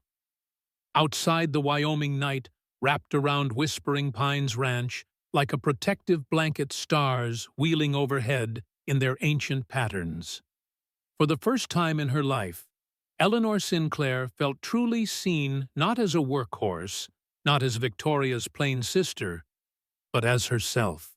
And for the first time, that self seemed more than enough. The storm arrived 3 days later, turning the world into a chaos of wind and water, threatening everything they had just begun to build together. The sky turned the color of bruised plums as the storm clouds gathered over Whispering Pines Ranch. Wind whipped through the cottonwoods, bending them like supplicants before an angry god. In the pastures, cattle huddled together, sensing the coming fury. Eleanor watched from the porch as Nathan and Michael worked frantically to secure the last of the livestock. Sophia and her son Miguel had ridden to check their own property at first light, despite Nathan's warnings about the approaching storm. Nathan thinks it will be bad, Abigail wrote on her slate, coming to stand beside Ellie. I think he's right, Ellie replied, studying the darkening horizon. I've never seen clouds that color before. Lightning flashed in the distance, followed seconds later by a rumble of thunder that seemed to shake the very foundations of the house. The air felt heavy, electric with anticipation. We should bring in more water, Ellie decided, and check the storm cellar just in case. Together, they filled every available container from the pump, then inspected the small underground shelter behind the house. It was well stocked with lanterns, blankets, and preserved food Nathan had clearly prepared for emergencies. By the time the men returned, raindrops as big as silver dollars were beginning to fall, striking the dry earth with audible impacts. Nathan's face was grim as he strode toward the house, his clothing already soaked. "Creek's rising fast," he reported, "faster than I've ever seen. We've moved the herd to higher ground, but there are still calves in the lower pasture." "Shouldn't we go after them?" Ellie asked. Nathan shook his head. "Too dangerous now. We'd never reach them before the water does." But even as he spoke, they heard the distant plaintive bawling of a calf in distress. Nathan stiffened, his expression torn. Ellie knew what he was thinking. Those calves represented not just lives, but livelihood. Each loss was a blow they could ill afford, especially with the bank's deadline looming. "I'll go," Michael volunteered, already turning back toward the barn.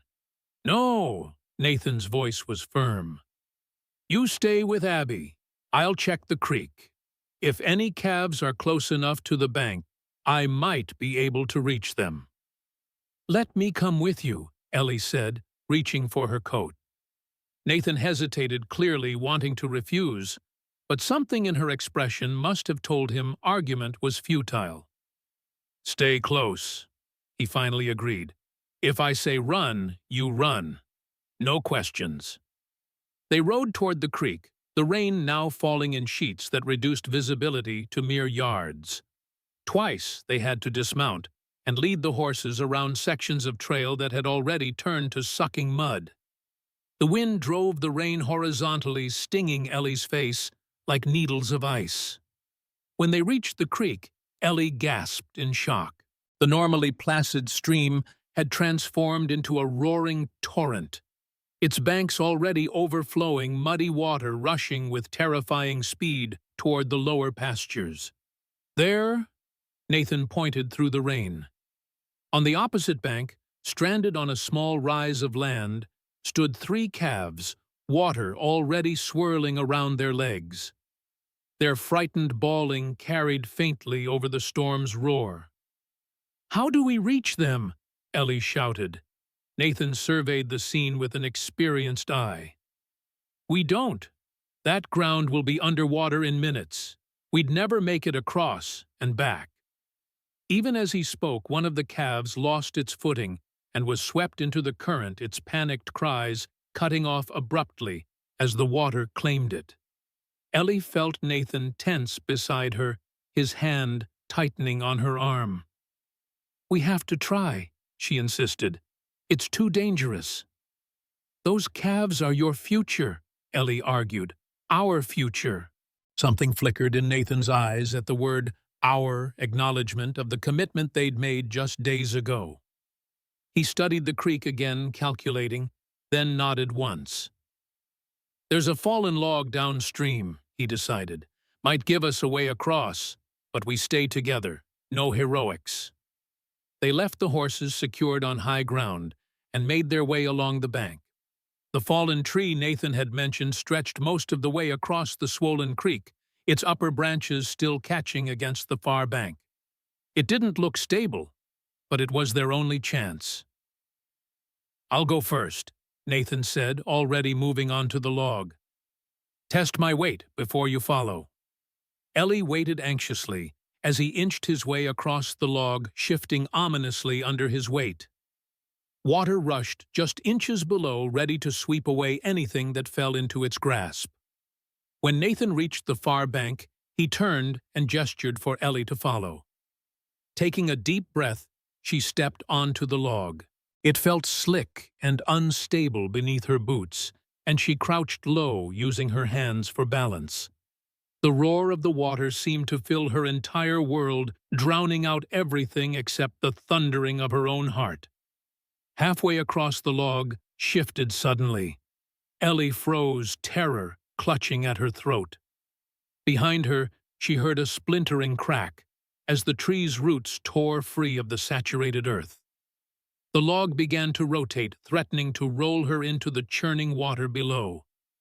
"Jump!" Nathan shouted from the bank. "Now, Eleanor!" Instinct took over.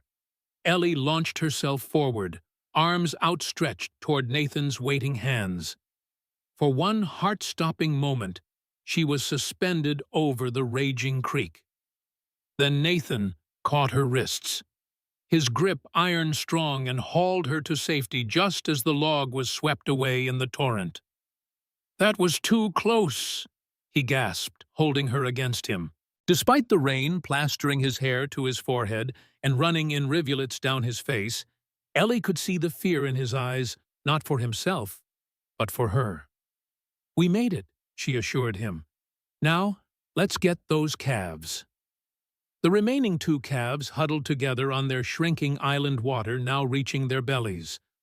To reach them, Nathan and Ellie would have to wade through knee-deep water that was rising by the minute. "I'll carry them," Nathan decided. "You stay on higher ground." But as they approached the calves, panicked one bolting straight into the creek, where the current immediately caught it. Without hesitation, Nathan plunged in after it. "Nathan!" Ellie cried, watching in horror as both man and beast were swept downstream. She ran along the bank, keeping pace with Nathan's struggle. He had managed to grab the calf, one arm locked around its neck, but the current was too strong. Both were being pulled inexorably toward the deeper channel where the creek curved around a bend. Ellie spotted a half-submerged log where the creek narrowed and the water ran fastest. If Nathan was swept past that point, she knew he wouldn't survive. Without stopping to consider the danger, she waded in, grabbing a protruding root for stability. "Nathan!" she called again. "Here! Grab my hand!" He saw her, his eyes widening in alarm.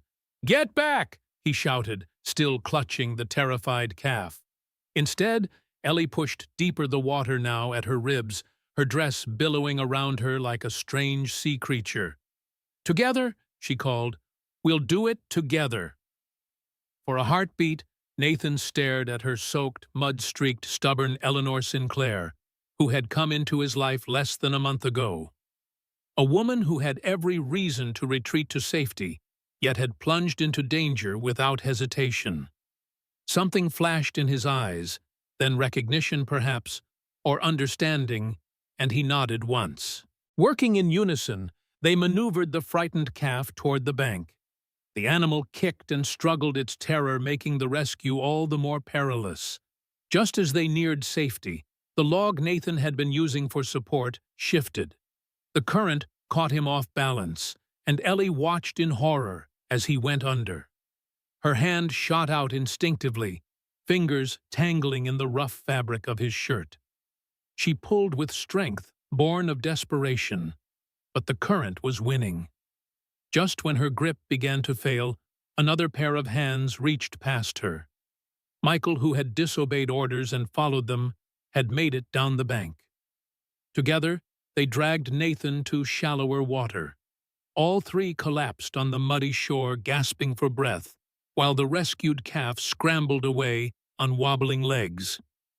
"Damn fool thing to do," Nathan coughed, water streaming from his dark hair. Ellie couldn't tell if he meant his actions or hers.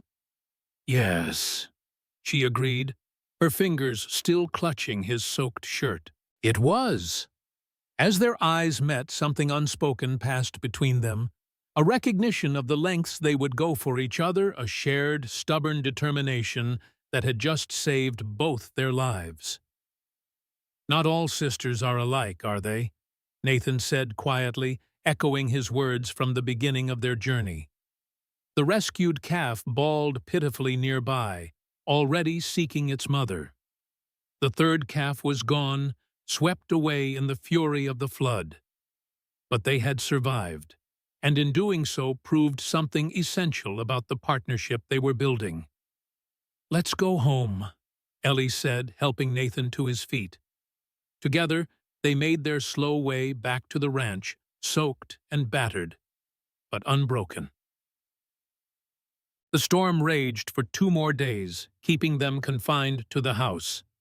The creek overflowed its banks, cutting off access to town and turning the lower pastures into temporary lakes.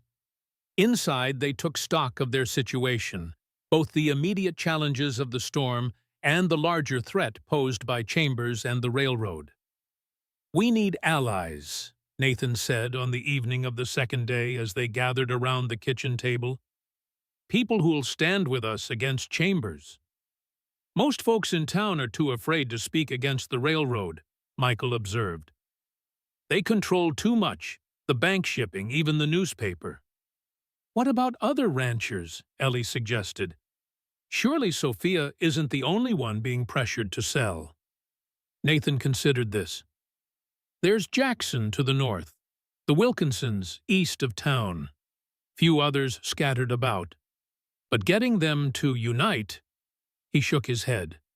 "Ranchers are independent by nature, suspicious of collective action. We need to show them they'll be next," Ellie insisted. "That what happened to Sophia will happen to them if the railroad isn't stopped." Abigail, who had been listening silently, wrote on her slate, "What about the law?" "Sheriff Wallace," Michael snorted. "He's in Chambers's pocket. Takes his orders direct from the bank." "Not the sheriff," Ellie said slowly, an idea forming. "The federal government. The railroad is crossing state lines using interstate commerce. That puts them under federal jurisdiction." Nathan looked skeptical. "You think the government will care about a few small ranchers in Wyoming territory?" "They'll care about fraud, theft, and arson," Ellie countered. "Especially if those crimes are committed to manipulate railroad land acquisitions." A thoughtful silence fell over the group. Finally, Nathan nodded. "It's worth trying. When the road's clear, I'll ride to Cheyenne, send telegrams to the territorial governor and the federal marshal." "I'm coming with you," Ellie said firmly. Nathan's lips quirked in what might have been a smile. "I assumed you would." The storm finally broke on the third day, leaving behind a transformed landscape. Fields lay underwater, fences were down, and debris was scattered everywhere. But as the sun emerged, it revealed the resilience of the land. Already shoots of new green poked through the mud, promising renewal. Sophia and Miguel returned relieved to find their friends safe, but bearing grim news. Their temporary shelter had been damaged in the storm, and rebuilding would have to wait until the ground dried. "Stay as long as you need," Nathan told them. "We're stronger together anyway." It was a week before the roads were passable enough to attempt the journey to Cheyenne. In that time, they worked from dawn to dusk, repairing storm damage, moving cattle to dry ground, salvaging what crops they could. Each night, exhausted, they gathered around the kitchen table to refine their plan against Chambers. Finally, the day came for the trip to town. Nathan and Ellie set out at first light, leaving Michael, Abigail, and the Riveras to watch over the ranch. "Be careful," Abigail signed to Ellie before they left. "Chambers has eyes everywhere." "We will," Ellie promised, touched by the girl's concern. The ride to Cheyenne was arduous, the roads still muddy and rutted from the storm. Several times they had to dismount and lead the horses around washouts or fallen trees. By the time the town came into view, both riders and mounts were splattered with mud and weary from the journey. Cheyenne showed signs of the storm's fury as well. Buildings had lost shingles, fences were down, and the main street was a river of mud. Still, the town was alive with activity, merchants repairing storefronts, cowboys driving cattle, women hanging wash that had been soaked in flooded cellars. Telegraph office first, Nathan decided, then the land office to check records. They had just turned their horses toward the telegraph office when a familiar voice called out, "Why, Miss Sinclair, what a delightful surprise!" Ellie's heart sank. Robert Chambers stood on the boardwalk outside the cattleman's bank, immaculate in a gray suit, despite the mud surrounding him. Beside him, equally well-dressed, stood James Parker. "Gentlemen," Nathan acknowledged stiffly, dismounting to help Ellie down. "Hayes?" Chambers nodded. "We missed you at the town meeting yesterday. Important decisions were made about the railroad right-of-way." "I wasn't aware of any meeting," Nathan replied. "Oh, the notices were posted last week. Of course, with the storm—" Chambers shrugged eloquently. "No matter. The vote proceeded without you. I'm pleased to report that the town council unanimously approved the new route right through Whispering Pines." Ellie felt Nathan tense beside her. "The council has no authority over private land," he said evenly. "Perhaps not directly," Chambers conceded. "But they do have influence with the Territorial Commission, and the Commission has authorized eminent domain proceedings for the railroad's benefit." "Eminent domain," Ellie echoed, appalled. "You can't just seize people's land. With fair compensation, my dear," Parker interjected smoothly. "It's all quite legal." "There's nothing legal about burning people out of their homes," Nathan countered, his voice dangerously quiet. "Or cutting fences or rustling cattle to force sales." Chambers raised an eyebrow. "Serious accusations. Do you have proof?" "We will," Ellie promised. "And when we do, we'll take it straight to the federal marshal." "Ah, the federal marshal." Chambers smiled thinly. "I had a most illuminating conversation with him just yesterday, regarding a certain sergeant who was court-martialed for cowardice, then fled west to escape his shame. The marshal found the story quite concerning." Nathan's face hardened. "Is that a threat, Chambers? Merely an observation. Wyoming has little patience for cowards, Hayes. Once the full story circulates, you'll find even fewer allies than you have now." Chambers tipped his hat. "Good day to you both. Parker, shall we?" The two men strolled away, leaving Nathan and Ellie standing in the muddy street, their plans already compromised. "He knew we were coming," Ellie said quietly. "Someone must have seen us on the road." Nathan nodded grimly. "And now he's poisoning the well with the marshal. We need to move quickly." They proceeded to the telegraph office, where Nathan sent messages to the territorial governor and the Department of Justice in Washington. The operator, a thin man with spectacles perched on his nose, gave them a curious look as he tapped out the messages. "Might be some delay in these getting through," he warned. "Lines are down south of Laramie. Storm edge." "How long?" Nathan asked. The operator shrugged. "Could be days. Could be longer."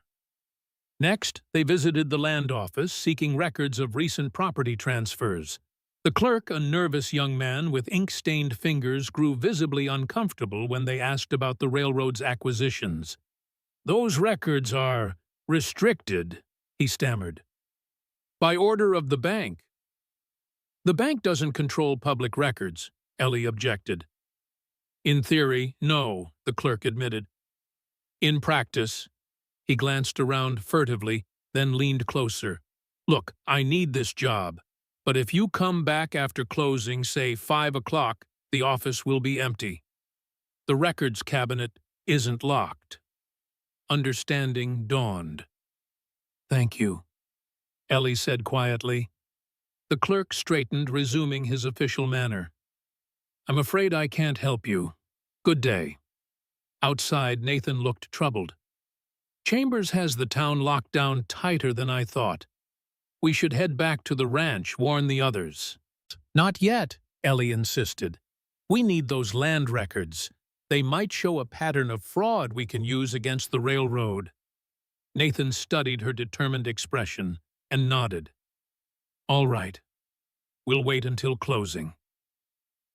They spent the intervening hours attending to other business purchasing supplies, visiting the gunsmith to repair Nathan's rifle, stopping at the church to speak with Reverend Edwards about their intention to marry. The minister received them with poorly concealed surprise. "You're still here, Miss Sinclair, I had assumed. Well, given Mr. Hayes's history with these arrangements, we're to be married next week, Ellie stated firmly. We'd like you to perform the ceremony. Reverend Edwards glanced between them, his expression thoughtful. I see. And this is a decision made freely by both parties.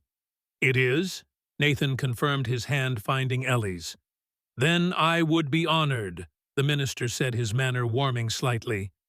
Though I must admit Mrs. Edwards will be quite astonished. She had wagered you wouldn't last a fortnight, Miss Sinclair. I'm more resilient than I appear, Ellie replied with a small smile. As they left the church, Nathan's expression was lighter than it had been all day. Next week, then, he said, squeezing her hand. You're sure? More certain than I've ever been about anything, Ellie assured him. At precisely 5 o'clock, they returned to the land office. The building was deserted just as the clerk had promised. While Nathan kept watch at the window, Ellie quickly located the records cabinet. Here, she whispered, pulling out a leather-bound ledger labeled Property Transfers 1872-1873. Together, they pored over the entries looking for patterns. What emerged was damning dozens of properties had been transferred to the Eastern Pacific Railroad Company in recent months, many for well below market value. Several transfers were marked foreclosure, others as voluntary sale. Oh, look at this! Ellie pointed to an entry from March. The Rivera property is listed as pending transfer due to tax default. Sophia pays her taxes religiously. Nathan frowned. I've ridden with her to the assessor's office myself. And here's Whispering Pines. Ellie continued, finding their ranch in the ledger, also listed as pending due to mortgage default. But the payment isn't due for another month, Nathan objected. They're fabricating reasons to seize the land, Ellie realized, creating paper trails to make the takeovers look legal. They carefully copied the most damning entries, then replaced the ledger exactly as they'd found it. As they slipped out the back door, Ellie felt a mixture of triumph and dread. They had evidence now, but also confirmation that Chambers' reach extended throughout the town's institutions. We should stay at the hotel tonight, Nathan suggested as they collected their horses. Head back at first light. Ellie nodded, suddenly aware of how exposed they were. The streets were emptying as dusk fell, and she felt watched, though she could see no one paying them particular attention. The Cheyenne Hotel was a 3-story building of red brick, one of the town's more substantial establishments. The clerk barely glanced at them as he assigned them separate rooms on the second floor. Nathan insisted on escorting Ellie to her door before retiring to his own room across the hall. Lock your door, he advised. I don't trust Chambers not to try something. You think he knows what we've found? Ellie asked. I think he assumes we're trouble, Nathan replied grimly. That's enough. Alone in her room, Ellie tried to settle her racing thoughts. The evidence they'd uncovered was compelling, but would it be enough? And could they trust the territorial authorities given Chambers's obvious influence? She was just preparing for bed when a soft knock sounded at her door. Wary, she approached. Who is it? Sophia Rivera, came the surprising reply. May I come in? Ellie opened the door to find not only Sophia but also her brother Carlos, a tall man with a stern face and the same dark, intelligent eyes as his sister. What are you doing here? Ellie asked, ushering them in and quickly closing the door. Warning you, Sophia said urgently. Chambers knows you've been to the land office. His men are watching the hotel. How did you know we were here? Ellie questioned. Michael rode to our ranch this morning after you left, Carlos explained. He was worried about Parker having spies on the road. We've been in town since noon, watching out for you. We need to leave, Sophia added. Now, before they make their move. I have to get Nathan, Ellie said, already reaching for her shawl. No need, came Nathan's voice from the connecting door between their rooms. He stepped through, fully dressed, his rifle in hand. I heard everything. We'll go out the back way. They descended the hotel's rear staircase in silence, emerging into an alley illuminated only by the faint glow of distant street lamps. Carlos led them to where 4 horses waited, held by a boy who couldn't have been more than 12. "My son Diego," Sophia introduced quickly. "He's been watching the stables." "4 men came looking for your horses an hour ago," the boy reported in accented English. "They put something in their feed bags. I switched them with other horses after they left." "Smart boy," Nathan approved. "Let's ride. Stay off the main roads." They slipped out of town by a circuitous route, avoiding the main streets where Chambers' men might be watching. Once clear of Cheyenne, they pushed their horses to a fast trot, eating up the miles between them and Whispering Pines. "How did you know Chambers was planning something tonight?" Ellie asked Sophia as they rode. "I've been watching him for months," Sophia replied. "Ever since he first came to my ranch with his offers. I have sources in town, people who owe me favors. My sister has many friends among those the respectable citizens of Cheyenne prefer to ignore," Carlos added with a hint of pride. "Maids, stable boys, saloon girls. They see everything, hear everything." And what they saw today was Chambers gathering his men. Sophia continued, "Giving orders. Your names were mentioned." Nathan rode close beside Ellie, his expression troubled. "We're running out of time. Once Chambers realizes we have evidence of fraud, he'll accelerate his plans. Then we accelerate ours," Ellie decided. "We need to rally the other ranchers. Today. Now." "At night?" Sophia questioned. "Chambers won't expect it," Ellie explained. "He'll think we're running scared hiding at the ranch. Instead, we'll be building an alliance." Nathan studied her in the moonlight, admiration clear in his eyes. "You're remarkable, you know that." "I'm practical," Ellie corrected. "And I don't like bullies." They rode hard through the night, stopping first at the Rivera Ranch, where Miguel and Diego remained, then continuing to Whispering Pines. Michael and Abigail rushed out to meet them, relief evident on their faces. "Thank God," Michael exclaimed. "We were worried when you didn't return." "No time to explain now," Nathan said, dismounting. "We need to split up, ride to every ranch in the valley. Get everyone to meet at Whispering Pines tomorrow at noon." "What do we tell them?" Michael asked. "That the railroad is coming for their land next," Ellie answered. "And that we have proof of Chambers' fraud." They worked quickly, assigning territories and rehearsing the message. Nathan would ride north to the Jackson spread, Michael east to the Wilkinsons, Carlos south to the smaller homesteads scattered along the foothills. Sophia would return to her ranch to gather what remained of their documentation, while Ellie and Abigail prepared the house for the meeting. As the men prepared to leave, Ellie pulled Nathan aside. "Be careful," she urged. "Chambers might have men watching the roads." "I always am," he assured her, then hesitated. "Eleanor, if something happens to me—" "Don't," she interrupted. "Nothing will happen. We're in this together, remember." His response was to pull her close and kiss her, a brief but fierce affirmation of everything unspoken between them. Then he was gone, riding into the darkness with the others. Ellie and Abigail worked through the night, preparing food for the expected guests, arranging the front room for the meeting, organizing the evidence they'd collected. By dawn, everything was ready.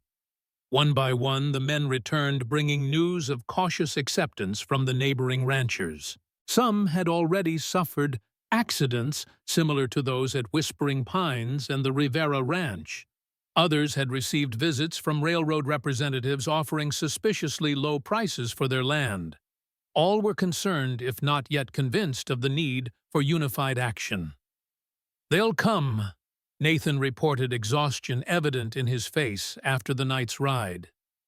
"Whether they'll act together is another matter. They will when they see what we've found, Ellie assured him, showing him the neat stack of documents they'd organized: land records, witness statements, a timeline of suspicious events. By noon, the yard was filled with horses and wagons. Ranchers from across the valley, some who hadn't spoken to each other in years, gathered in Nathan's front room. Men in worn denim sat beside women in practical calico, all with the weather-beaten faces and calloused hands of those who wrested their living from the Wyoming earth. Nathan stood before them, his voice steady as he laid out what they'd discovered. The pattern of intimidation, the fraudulent records, the complicity of town officials. Ellie watched the faces of their neighbors, seeing skepticism gradually give way to anger as the evidence mounted. "So what do we do?" Jackson, a burly rancher from the North Valley, finally asked. "The railroad's got money lawyers, men with guns. We're just farmers and ranchers." "We stand together," Ellie said, stepping forward. "We document every threat, every accident. We send evidence to the territorial governor, the federal marshal newspapers in Denver and Salt Lake City. We make so much noise that they can't ignore us." "And if that doesn't work," Wilkinson, an older man with a silver beard, challenged. "Then we defend what's ours," Carlos Rivera declared, "as our fathers did before us." A murmur of agreement ran through the room. These were frontier people accustomed to hardship and self-reliance. The idea of collective action might be foreign, but defending home and property was a concept they understood viscerally. "We need a plan," Nathan said, bringing them back to practicalities. "Ways to watch each other's backs, share information, coordinate our response if Chambers escalates." For the next 2 hours, they hammered out the details of their alliance patrols, to watch property lines, a system of signals, if help was needed, designated messengers to carry news between ranches. By late afternoon, they had a strategy that just might be enough to hold off the railroad until legal help arrived. As the meeting broke up, Nathan pulled Ellie aside. "This was your idea," he said quietly. "Getting everyone together like this, I wouldn't have thought of it." "Yes, you would," Ellie replied. "Eventually. I just speeded things up." He smiled, the expression transforming his usually serious face. "Have I told you lately that I'm grateful you came instead of your sister?" "You might have mentioned it," Ellie teased, "but I wouldn't mind hearing it again." Before he could respond, a commotion erupted outside. They rushed to the porch to find Michael pointing toward the road where a cloud of dust announced approaching riders. "At least a dozen," he reported grimly. "Coming fast." Nathan's expression hardened. "Chambers," he said. "He's decided to force the issue." The ranchers who had been preparing to leave now gathered in the yard hands, moving instinctively to weapons. Women and children were quickly ushered into the house, where Abigail guided them to the back rooms furthest from potential danger. "No one fires unless fired upon," Nathan instructed, his voice carrying the authority of a man who had commanded in battle. "We stand our ground, but we don't provoke." The riders approached at a gallop, only slowing when they saw the assembly waiting for them. At their head rode Robert Chambers, flanked by James Parker, and several men Ellie recognized from town, the sheriff among them. "Quite a gathering, Hayes," Chambers called as they pulled up. "Planning a barn raising or perhaps a lynching." "Just neighbors visiting neighbors," Nathan replied evenly. "What brings you out this way, Chambers? Official business." Chambers nodded to the sheriff, who produced a document from his vest pocket. "Nathan Hayes," the sheriff recited, clearly uncomfortable under the collective gaze of the ranchers. "You are hereby ordered to vacate this property within 24 hours. The land has been claimed under eminent domain for the Eastern Pacific Railroad, pursuant to territorial authority." A stunned silence followed the announcement, broken only when Nathan stepped forward to examine the document. "This isn't legal," he said after scanning it. The Territorial Commission can't authorize seizure without due process. There's been no hearing, no opportunity to contest. The hearing was held yesterday, Parker interjected smoothly. You were notified but failed to appear. The commission ruled in the railroad's favor. That's a lie, Ellie exclaimed. There was no notification. Perhaps it went astray in the recent storm, Chambers suggested with mock concern. Regardless, the ruling stands. Whispering Pines now belongs to the Eastern Pacific Railroad Company. Nathan's jaw tightened, but before he could respond, Jackson pushed forward. If Hayes goes, we all go, the big rancher declared, and we won't go quietly. Murmurs of agreement rose from the assembled ranchers. Men shifted position, hands resting meaningfully on rifle stocks or pistol butts. The air crackled with tension. I'd advise against resistance, Chambers said coldly. The sheriff here has authority to deputize as many men as needed to enforce the order. And I'd advise against forcing a confrontation you can't win, Carlos Rivera countered. There are 30 armed men here, Chambers. How many did you bring? 10, 12? Chambers' eyes narrowed as he assessed the determined faces before him. For the first time, uncertainty flickered across his features. This isn't over, Hayes, he said finally. You have 24 hours. After that, we return with more men. Many more. We'll be waiting, Nathan replied steadily. With a sharp gesture, Chambers wheeled his horse around the others following. They rode away at a more measured pace than they had arrived, dignity somewhat salvaged by the deliberate retreat. Once they were out of sight, the tension in the yard released like a long-held breath. Men clasped each other's shoulders. Women emerged from the house. Children ran to their parents. We won the first round, Nathan acknowledged to the group, but Chambers will be back just as he said, with more men. Maybe hired guns from Cheyenne or Laramie.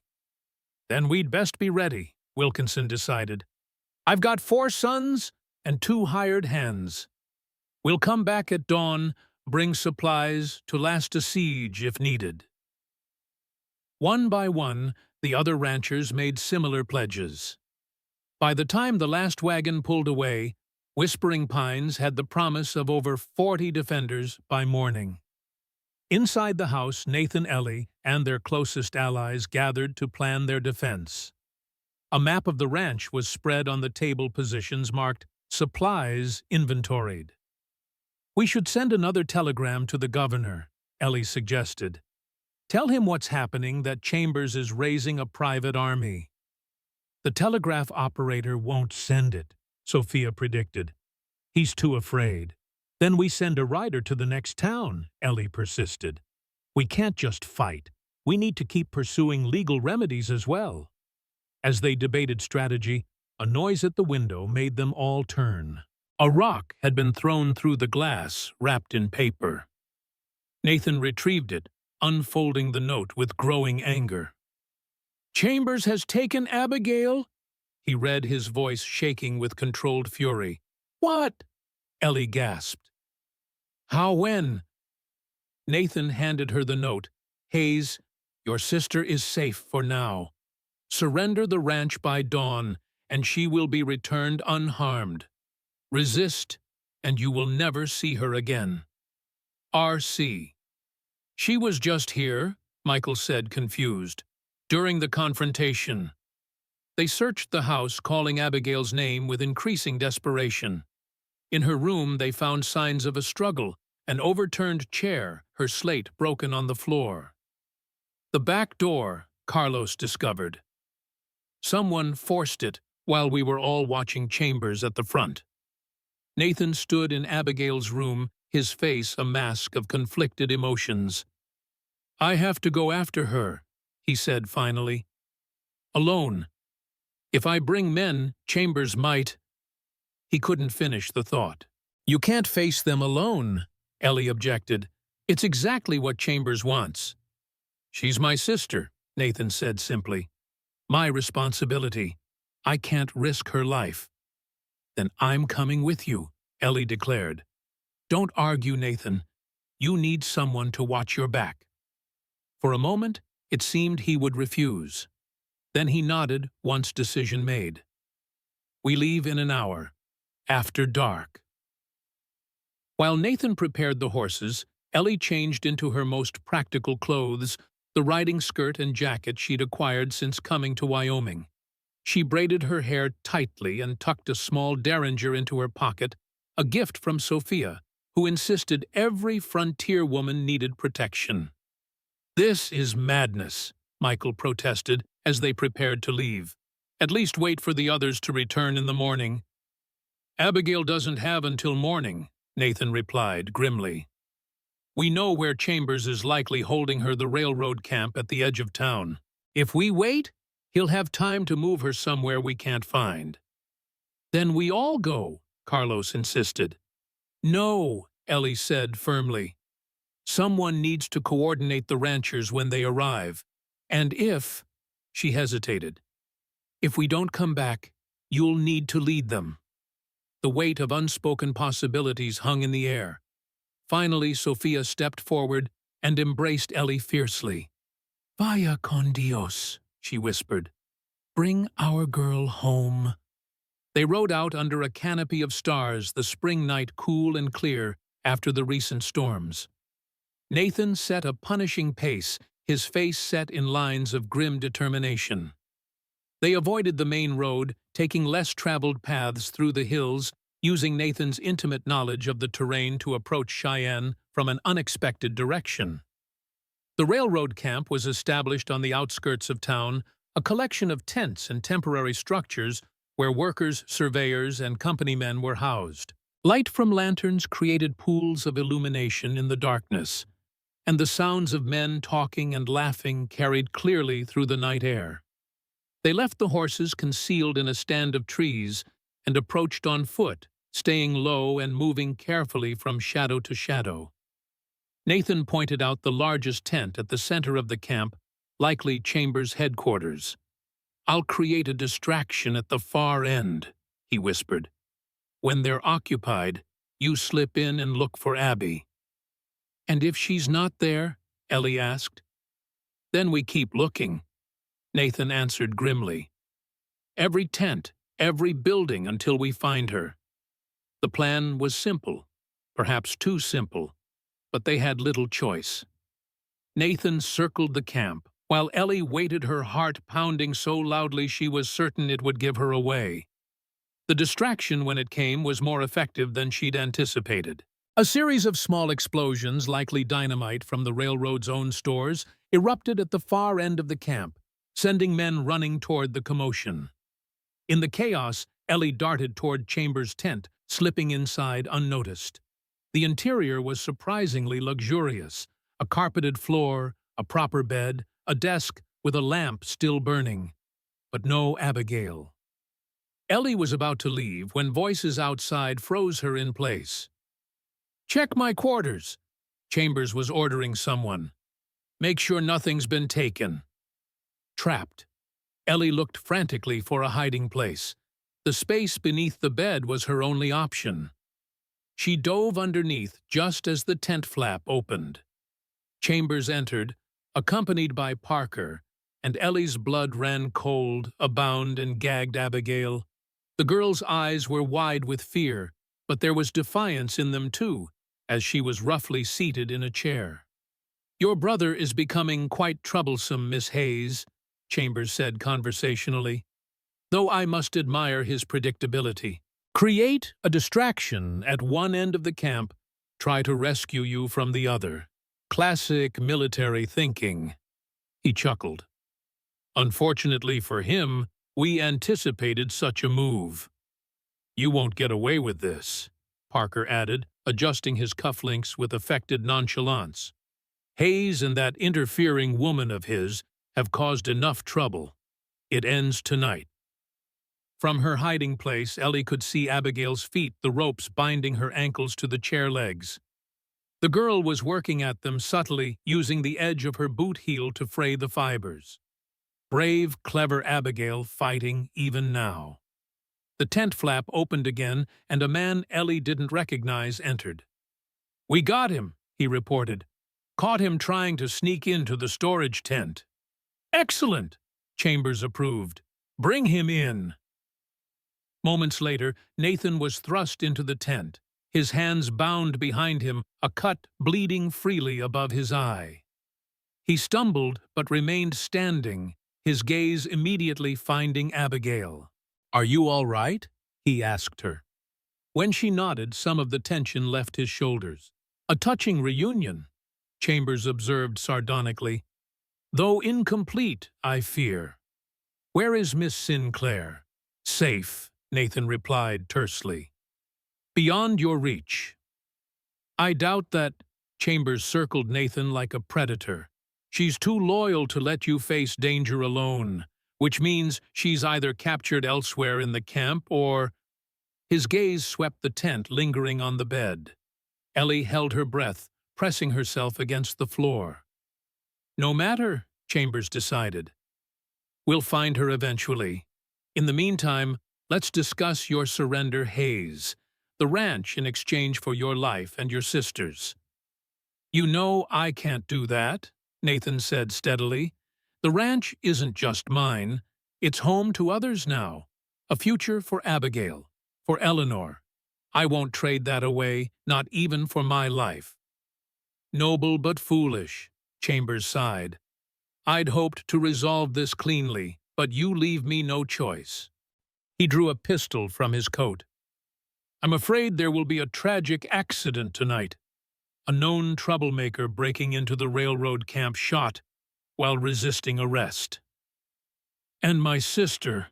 Nathan asked, his voice tight. "A regrettable casualty," Parker supplied smoothly. "Caught in the crossfire." Abigail's eyes widened in terror, but Nathan's expression remained calm. "You won't get away with this," he said. "The ranchers are united now. They know what you've done, what you're planning. Kill us, and they'll come for you." "Perhaps," Chambers conceded. "But by then, the railroad will control the valley. Progress, Hayes. It can't be stopped." He raised the pistol, aiming squarely at Nathan's chest. In that moment, several things happened at once. Abigail, having worked one foot free, kicked out violently, catching Parker in the knee. He went down with a shout of pain.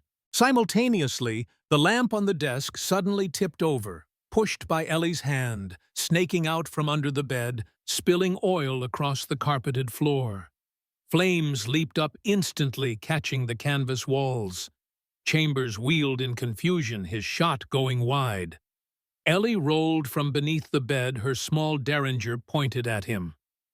"Drop it," she commanded, "or the next fire starts in your chest." Surprise flickered across Chambers' face, followed by calculation. "You won't shoot," he said. "You don't have it in you." "Try me," Ellie replied, her voice steady despite her racing heart.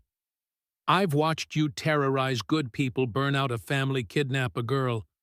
I think I can live with putting a bullet in you." Something in her tone must have convinced him. Chambers slowly lowered his weapon. "The ropes, Parker," Ellie directed. "Untie them both." Parker, still nursing his injured knee, glared at her. "The tent's on fire, you fool woman. We'll all burn. And then I suggest you work quickly," Ellie countered. With obvious reluctance, Parker freed Abigail, then Nathan. The moment his hands were loose, Nathan disarmed Chambers, reversing their positions. "Get Abby out of here," he told Ellie. "I'll be right behind you." The fire was spreading rapidly, the dry canvas igniting like tinder. Smoke filled the tent, making breathing difficult. Ellie grabbed Abigail's hand, leading her toward the entrance. Outside, the camp was in chaos. Men ran in all directions, some fighting the fire, others simply fleeing. In the confusion, Ellie and Abigail slipped away, making for the trees where they'd left the horses. They had just reached the tree line when shots rang out behind them. Ellie turned to see Nathan running toward them, pursued by several men. More shots, and Nathan stumbled, clutching his side. "Go!" he shouted to them. "Get to the horses!" Instead, Ellie drew her derringer again and fired toward the pursuers. The small weapon had limited range, but it created enough distraction for Nathan to regain his feet and continue running. Together, they reached the horses and mounted Nathan, grimacing with pain as he pulled himself into the saddle. They rode hard, not daring to slow until they were miles from town, the glow of the fire just a faint orange smudge against the night sky behind them. Finally, in a sheltered hollow, they stopped to assess Nathan's wound. Abigail held the lantern while Ellie examined the injury, a bullet graze along his ribs, painful but not life-threatening. "You came back for us," Abigail signed, her hands trembling with emotion. "Both of you." "Of course we did," Ellie replied, bandaging Nathan's side with strips torn from her petticoat. "We're family." The simple words seemed to hang in the air between them. Family. Not by blood or law yet, but by choice. By the bonds forged in shared danger and sacrifice. "Chambers and Parker?" Nathan asked as Ellie finished tending his wound. "I don't know," she admitted. "Last I saw, they were still in the tent, but the fire was spreading quickly." "We should keep moving," Nathan decided, though his face was pale with pain. "They'll send riders after us once the fire's under control." They rode through the night, taking a circuitous route back to Whispering Pines. Dawn was breaking as they finally crested the ridge overlooking the ranch. The sight that greeted them brought them to a stunned halt. The yard was filled with men and horses. Not Chambers' threatened force, but the ranchers who had pledged to defend Whispering Pines. More were arriving, even as they watched wagons carrying families' men on horseback, a few elderly neighbors in buggies. "They came," Nathan said, wonder in his voice. "All of them." "Of course they did," Ellie replied. "You stood for them. Now they're standing for you." As they rode down to the ranch, cheers went up from the gathered neighbors. Michael rushed forward to help Nathan dismount, while Sophia embraced Abigail tearfully. Carlos and the other men crowded around, eager for news. "Chambers took Abby," Nathan explained briefly. "We got her back. There was a fire at the railroad camp. I don't know if Chambers and Parker escaped." "They did," a new voice announced. All heads turned toward the road, where a dust-covered rider was approaching. As he came closer, Ellie recognized the nervous clerk from the land office in Cheyenne. "Mr. Reed," she said in surprise, "what are you doing here?" The clerk dismounted wearily. "Bringing news and this." He handed Nathan an official-looking document. "The territorial governor received your telegrams. He's ordered an immediate investigation into the Eastern Pacific's land acquisitions. All eminent domain proceedings are suspended pending the outcome." A cheer went up from the gathered ranchers. Nathan studied the document, his expression moving from disbelief to cautious hope. "And Chambers?" he asked. "Fled," Reed reported. "Him and Parker both. The fire destroyed half the railroad camp, including most of their records. When word of the governor's investigation arrived this morning, they took the first train east. The sheriff's looking for them now. Seems Parker had outstanding warrants in Nebraska." Ellie felt a weight lift from her shoulders. "It's over," she breathed. "They're gone." "For now," Nathan cautioned. "The railroad still wants this land. They'll send others." "And we'll be ready," Carlos declared, the other ranchers voicing agreement. As the news spread through the gathered crowd, the mood shifted from tense readiness to celebration. Women unpacked food from wagons, children ran, playing between the buildings, men gathered in groups to discuss joint patrols and mutual aid. In the midst of the impromptu festival, Nathan pulled Ellie aside, leading her to the quiet of the front porch. "I had something planned," he said, looking uncharacteristically uncertain. For after all this was resolved, a proper proposal with a ring and everything. "Nathan Hayes," Ellie said, smiling up at him, "are you saying this isn't how you plan to ask me to marry you, with a bullet wound in your side and half the valley watching?" A reluctant smile tugged at his lips. "Not exactly, no." "Good," Ellie declared, "because I'm asking you instead." She took his hands in hers. "Nathan Hayes, will you marry me today now, with all our friends here to witness?" For a moment, he seemed too stunned to respond. Then a slow smile spread across his face, transforming his features with joy. "Yes," he said simply. "Yes, I will." They were married that very afternoon in the front yard of Whispering Pines Ranch. Reverend Edwards, hastily fetched from town, performed the ceremony. Abigail stood beside Ellie, beaming with happiness. Michael and Carlos flanked Nathan, proud as brothers. As the sun began to set, casting the ranch in the golden light that had first welcomed Ellie a month ago, the newlyweds stood together on the porch, watching their friends and neighbors celebrating on the land they had fought to defend. "Not how I imagined starting our life together." Nathan admitted, his arm around Ellie's waist. "No," Ellie agreed.